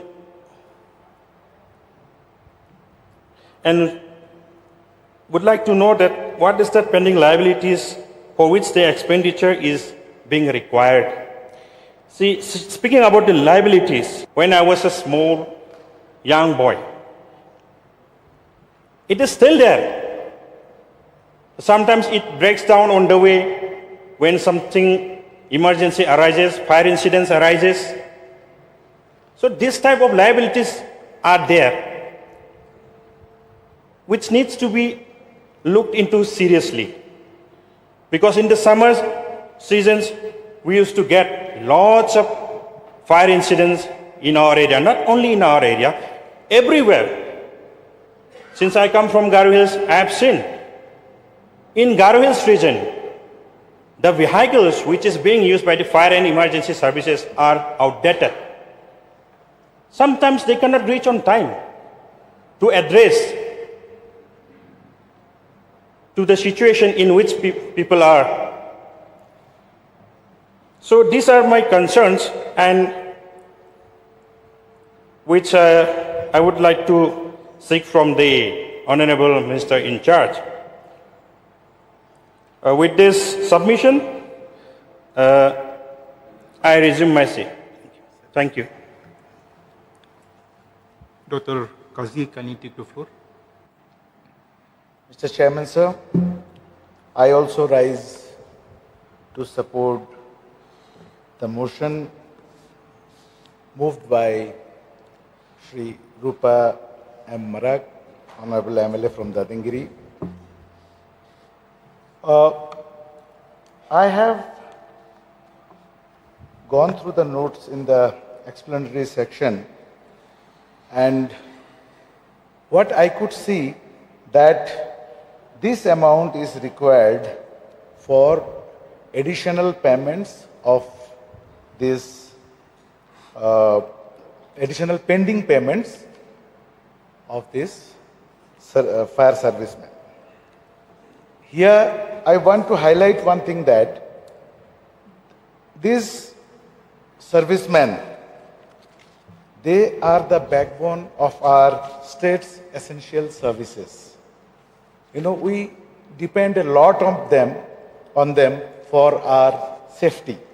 Yet, every time we see that supplementary demands are coming up to meet or to cover their arrears or pending salaries. What is the reason for this? Why don't we do it in such a way that, you know, we plan it in such a way that this additional supplementary demands are not required to meet their expenses. You know, because of these additional supplementary demands, sometimes their payments are delayed. Their morals become, you know, low. We cannot expect the type of service we want from them. These are the things that happens. So I think it's my humble suggestion that these frontline workers, they should not suffer because of the due because of their due which they are to get in terms of the salary. We need not have to wait for supplementary demands. Their wages and other things should be planned before time in the annual budget, so that such a situation does not arise again and again. With this suggestion, I resume my seat. Thank you, Mr. Chairman. Leader of Opposition, can you take the floor? Mr. Chairman, sir, I rise to support this cut motion tabled jointly by Honorable Member from Dadangri, Sri Rupa M. Marak, MLA, and our Honorable Member from Rajabala, Dr. Mizanur Raman Kaji. I want to be brief. The movers have already articulated in the right perspective to draw the attention of the government in this regard. Now, the issue here is the pending wages under protection and control of fire service stations. Now, how trained are our men and women in fire service is always a matter of concern. We need to further strengthen our whole fire service and emergency service system.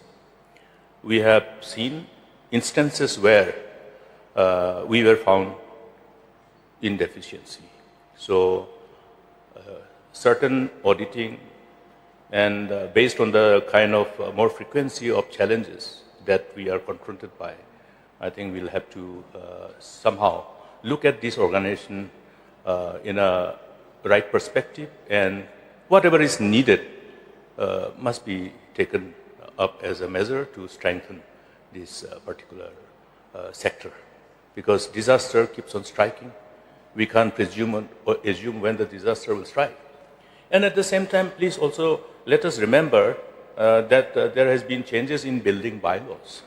So the height of the total building, ground plus 3 has become ground plus 5. All these, and again in the hilly terrain, accessibility. So all these building bylaws and clearances, all these things have to be somehow synchronized in a manner so that the men who are engaged with this whole fighting against these disasters somehow are not confronted by unnecessary hurdles because of other constraints which is created.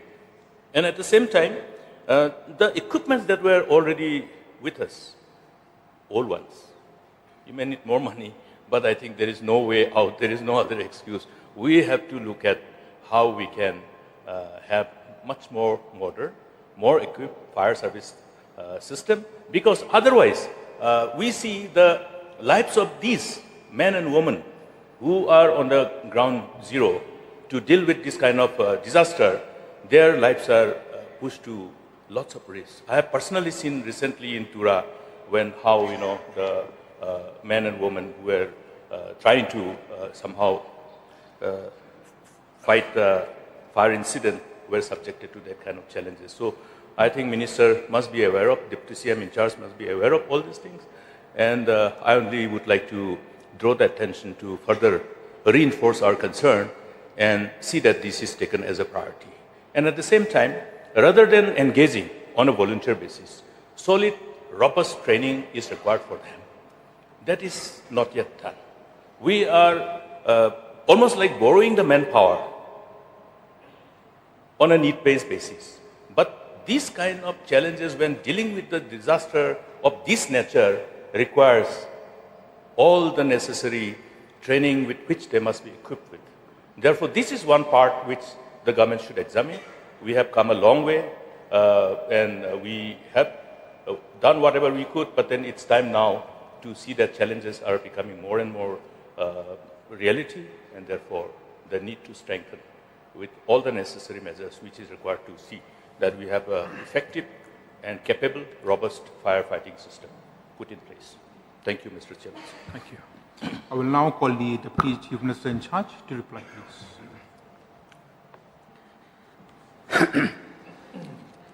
Mr. Chairman, sir, at the outset, I am so thankful to the honorable members, Mr. Rupa M. Marak and Dr. Mizanur R. Kaji, MLAs, for jointly move this cut motion.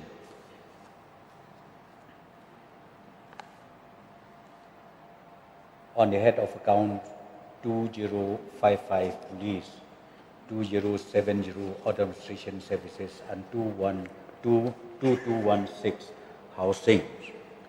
And I'm also thankful to our Honorable LO, Dr. Mukul Sangma, for his submission, which is very, very important for the department, how to upscaling the skill of the existing staff that we are having right now. Sir, straight to the point, I think as per the court motion move by both the honourable members is confined only to fire service stations. So I will just concentrate myself only within this four walls of the fire service. Sir, for the information, because the honourable member, the mover, has already raised, for the information of the honourable mover and also for the information of the members of this August House, the fire service, we have divided into two ranges. One is west, one is eastern, and two is western range. And these ranges are being manned by the SP. One is Shillong and the other one is in Tura. And we have 45 fire service stations and substations in the state. 28 in the eastern range and 17 in the western range. So when we talk about the pending wages, the wages has to be cleared due to the engagement of those daily or contractual wages which is engaged in different stations, in different substations. So therefore, we ultimately found out that there are shortage from the provision of the budget last past. When we do that, sir, it does not mean that we does not pay their wages regularly. In fact, we are paying, but there are cases sometimes where we have to ultimately go and get the temporary arrangement as ACF, we call it Advance from Contingency Fund, to meet this monthly requirement of our poor people who work, who we engage in these respective stations and then substations too. But ultimately, because the session is held twice a year, March and autumn session, then we have already calculated, ultimately from the department, we found out that we need to again move for SD so that the requirement is not at all disturbed for the next remaining quarters of the financial year. So because of that, we move this SD, and this SD is also meant for the entire current financial year. So then point number two, sir. Point number two, as mentioned by the Honorable LO. Now, I think the situation we see every day is the disaster incident that has happened. God forbid, hopefully it will not happen again in future. But which has already happened, I think we have seen. It's so dangerous, and we really needed to upscale whatever technology, or be it even the human resources that we have. We need to enhance their skilling, and we do the training on a very regular basis. But the suggestion made by the LO, maybe sometimes we can even send the training as exposure maybe outside the state or maybe outside the country, so that we can ultimately get even those exposures which is maybe relevant to the state of Meghalaya. So I've, as far as this suggestion made by the LO, I will again see that this upscaling happens for the entire sector of the fire service, and I am sure we will also be able to improve our delivery system when these such cases on emergency basis happens. So, sir, therefore, as I've already mentioned, therefore this SD is needed. So I would like to once again thank the movers of this court motion, both of them, Mr. Rupa M. Marak and Mr. M. R. Kaji, honorable MLAs, and I would also like to request them to withdraw the court motion. May I know the mind of the mover as to whether you will withdraw the court motion or not? Thank you, Mr. Chairman, sir. Before withdrawing my motion, I would like to seek one more clarification. As I have mentioned about the outdated vehicles, the equipments which are being used in the fire and emergency department, whether the government has any intention to equip the fire and emergency department with the modern equipments in the coming days. Yes, I forgot this issue, I think raised by the Honorable LO also, the status of our equipment. Sir, I'm happy to also inform the House that towards the end of the last financial year, Government of India has sanctioned, exactly I don't remember the amount, but around 44 to 45 crores to spend on equipment. And we have already initiated for procurement of these equipments, and I'm very sure maybe in the near future this will be able to reach out to all these stations and the substation. And also again, sir, during this current financial year, we are going back to the Government of India requesting them to further help the department, because we still need some more equipment and to combat the regular incident that happened in the state of Meghalaya. So, may I know the mind of the mover as to whether you will withdraw the cut motion? Thank you, Mr. Speaker, sir. I'm very much contented with the assurance and the replies from the Honorable Minister in charge, and I'm hoping that in the future I'll be seeing a different new vehicle in Dadangri in fire and emergency services, which the outdated vehicle which I have been seeing since I was a young boy. Thank you. With this, I would like to withdraw my card motion. Thank you.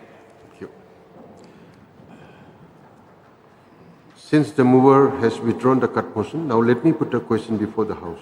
The question is that grant number 8 be passed. Those who are for the motion say aye. Those who are against say no. The ayes have it, the ayes have it. The motion is carried and grant number 8 is passed. Now we will take up grant number 9. Sri Somablang, our Deputy Chief Minister, to move, please. Mr. Speaker, sir, on the recommendation of the Governor, I beg sir to move that an additional amount of rupees 5,31,91,230 be granted to the Minister in charge to defray certain charges which will come in the course of payment during the year ending the 31st March 2026 for the administrations of the Head 2056 Jail, 4059 Capital Outlay on Public Work. Motion moved. Since there is no cut motion against this grant, let me put the question before the House. The question is that grant number 9 be passed. Those who are for the motion say aye. Those who are against say no. The ayes have it, the ayes have it. The motion is carried and grant number 9 is passed. Now we will take up grant number 10.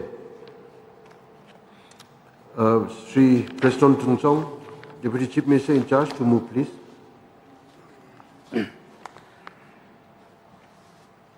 Mr. Speaker, sir, on the recommendation of the Governor, I beg sir to move that an additional amount of rupees 77 crores 32 lakhs 2,079 be granted to the Minister in charge to defray certain charges which will come in the course of payment during the year ending 31st March 2026 for the administration of the heads 2052 Secretariat General Services, 2059 Public Works, 2203 Technical Education, 2204 Sports and Youth Services, 2205 Art and Culture, 2216 Housing, 4059 Capital Outlay on Public Works, 4202 Capital Outlay on Education, Sports, Arts and Culture, 4210 Capital Outlay on Medical and Public Health, 4216 Capital Outlay on Housing, 4403 Capital Outlay on Animal Husbandry, 4404 Capital Outlay on Dairy Development, 5465 Investments in General Financial and Trading Institutions. Motion moved. Now there is one cut motion against this grant, tabled by Sri Rupa M. Marak, MLA, and Dr. Mizanur R. Kazi, MLA. Any one of you may kindly move. Thank you, Mr. Speaker, sir. I beg the leave of the House to move that the total provision of rupees 77 crores 32 lakhs 2079 supplementary demand number 10 had 4059 capital outlay on public works at page 19 of list of supplementary demands be reduced by 100. Motion moved. Now you may initiate discussion.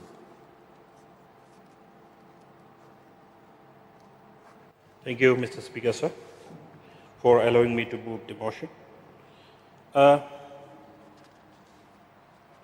We have seen that the PWD building division is involved in constructing different buildings, which means for officials looking after the different departments in day-to-day affairs and their residential quarters for the better service of the public. But what I have observed, there are some quarters, residential quarters, some official buildings which needs to be repaired and constructed, which is the need of the hour, I should say. I will take the example of my Dadingri civil subdivision. In the Dadingri civil subdivision, many residential quarters has left abandoned. So most of the people who are employed there, giving services to the public, are from far away Tura. And because of the abandoned quarters, which is in a very bad shape, they cannot stay in the quarters, residential quarters, and they are coming to and fro from Tura. Traveling from Tura takes a long time, like even 1.5 hours. So sometimes these employees, they cannot reach the office on time. But if these official quarters are repaired and the employees who are engaged in public services in that offices are made to live there, the arrangement can be made to stay there, it would be of great help to the people residing in that area. Not only the public quarters, official buildings like PWD, roads, official buildings, the department has already sanctioned one office in Dadangri, which is yet to be constructed. And I would like to draw the attention of the concerned minister about one thing, who happens to be the in charge of home. In 2017, in my constituency, one police station was set up in Damalasam, which is still functioning in an IB, inspection bungalow of GHEDC. So if it can be looked into with serious concern, I would like to draw the concerned minister's attention towards those police personnel who are working in Damalasam. They are living in a very poor condition because they don't have official quarters there. Damalasam is a very interior place where in the past militancy was at its peak. So we don't know. We have been getting the reports that militants are regrouping. So as a strategy to prevent such incidents in future, those police people should be given proper quarters to stay. And it should be initiated at the earliest because they are living in a bamboo makeshift camp. Those people imagine living in a bamboo makeshift camp as militants themselves for the sake of our peace and to keep the law and order at place. So,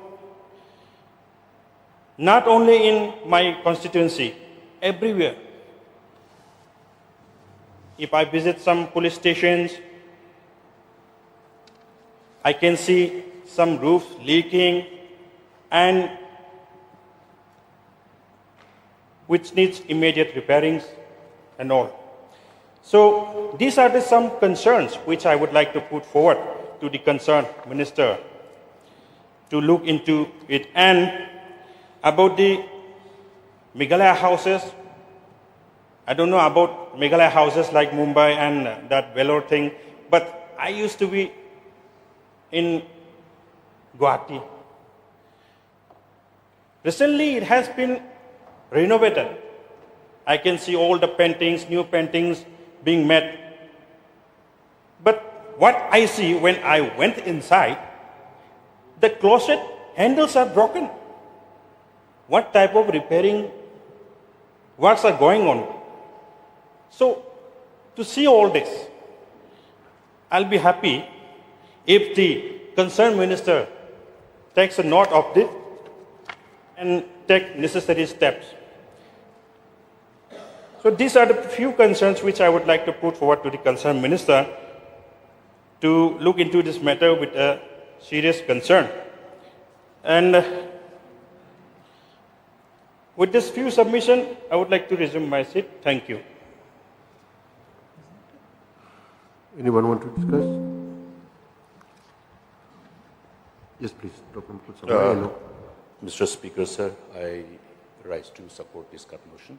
I want to be brief because this whole demand revolves around paying the bills also in respect of various works taken up by the department. Now, grievances are there, grievances of the contractors, that some contractors have not received their pending bills for a long, long time, whereas some contractors are receiving bills on a regular basis. So this matter has been one of the grievances of many of our contractors. We are all aware that we are trying to encourage entrepreneurship, and our people are not entrepreneur inherently. We have to motivate people. Otherwise, they look at the white-collar job only. That is the biggest challenge. Therefore, somebody's success story will be an inspiration and motivation for others to emulate. Now, if I do not get my bill on time, I'm not flushed with money. I don't have surplus investable reserve. Therefore, what happens? He gives up. And this is what we have seen. In fact, recently, one gentleman met me. He was a very, I must say, successful contractor. So how is everything? He said, now I have given up my contract works because works are not given. Only few are getting. It is only appropriate for me, therefore, to bring this to the notice of the Honorable Deputy CM. Let us do justice to everybody. Let these whole avenues be utilized, weaponized to encourage our people to become entrepreneurs. Therefore, with these few words only, because I met many women, some are widows, in Tura, just 2 months back, whose pending bills are huge. Huge for them. But for the government, it is nothing. 2 lakh, 3 lakh, 4 lakh, 5 lakh. For last 5, 6 years, 7 years, 10 years. So we always have this problem. We always had this problem of pending liability. But when we are making payment, the officers must be directed to ensure that they take cognizance of all those who are eligible to get their payment for works done. Otherwise, it amounts to favoritism. Any action of the officers which can be proven as an act of favoritism is punishable. It's an offense under the Prevention of Corruption Act 1988. Therefore, I think it is necessary that we send a message. Let us do justice. Let this whole exercise of the government be an enabling environment for encouraging our people. Let people be, given the kind of hope, and let us do justice. Perversion of justice is not something which we should practice, because we are warned not to practice perversion of justice. So with these few words, Mr. Speaker, sir, I hope government will take cognizance of this very serious concern which involves our people and take measures which is corrective in nature. Thank you, Mr. Speaker, sir. With these few words, I resume my seat. Now I will call upon the Deputy Chief Minister in charge to reply, please. Mr. Speaker, sir, once again, I am so thankful to the Honorable Mover of this motion, again jointly moved by Mr. Rupa M. Marak and Dr. Kaji, MLA, and also the Honorable LO, Dr. Mukul Sangma, who participated in this motion and who also made a submission, a suggestion to the department and to the government as a whole. Thank you so much. And sir, straight to the point, as raised by the Honorable Mover. Sir, as far as the intention of the government is concerned, I think this time I should not praise, or CM in fact, I should not praise the government, but I have to. Please don't mind. Honorable LO, I think we have to. See, we have taken quite beautiful initiative. Number one, we discussed and we decided that we should have mini secretariat in every district headquarter. Or if not mini secretariat, we can call it maybe like in July we call it construction of integrated development complex. Sorry? Integrated administrative complex, which is more or less mini secretariat. And now in Tura also, Punusla is about to be completed. And then again, we planning in East Jainti Hills. And then in all other districts, and not only the districts, even the civil subdivision, which is mentioned by the Honorable Member from Nadengari.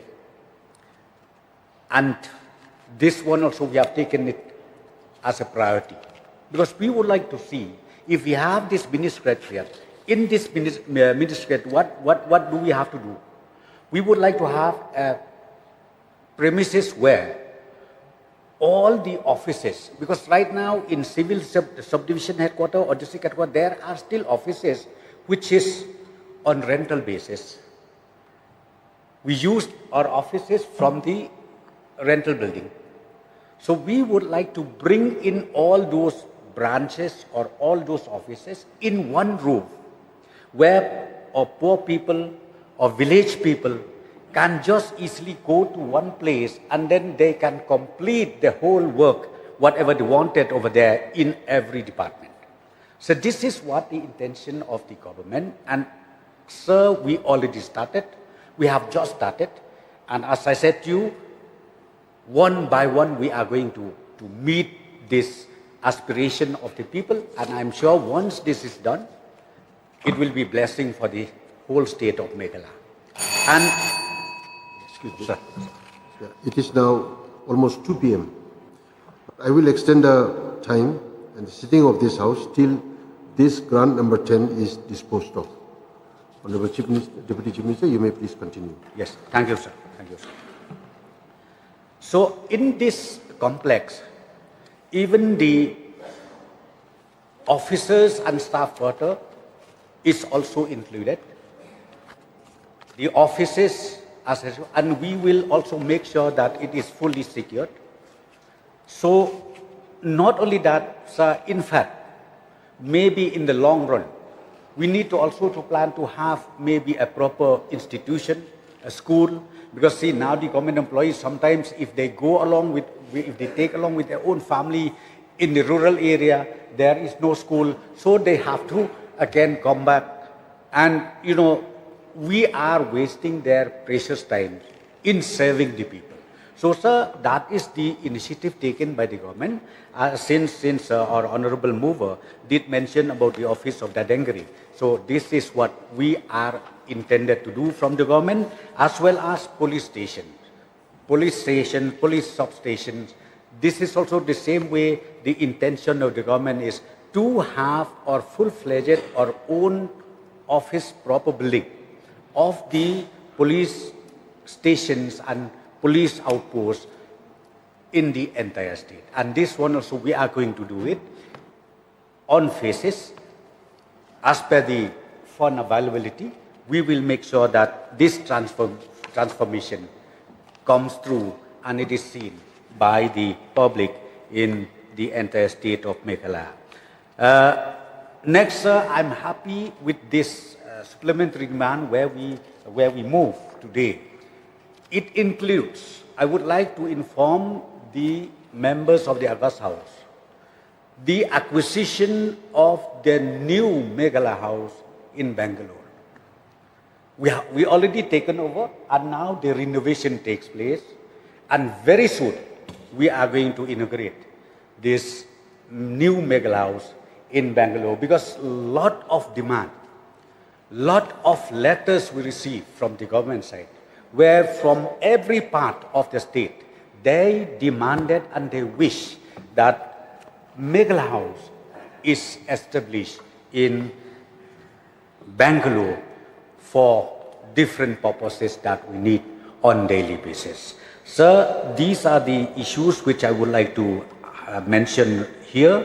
And then the repairing of Meghalaya houses, yes, the honourable mover again mentioned that, you know, again, maybe the room is broken, that I will again review wherever needed to be improved. I think we will instruct the concerned officers and the concerned engineers to make sure that at all Meghalaya house is at least in a proper outlook or proper in-look too.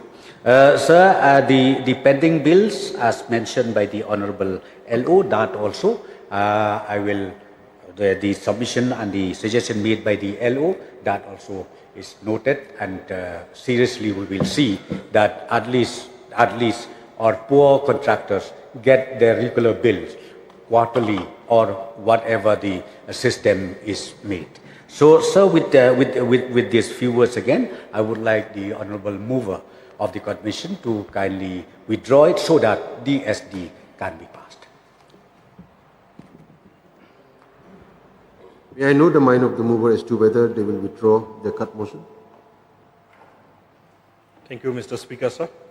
I'm quite happy with the clarification and the assurance, the reply made by the concerned minister.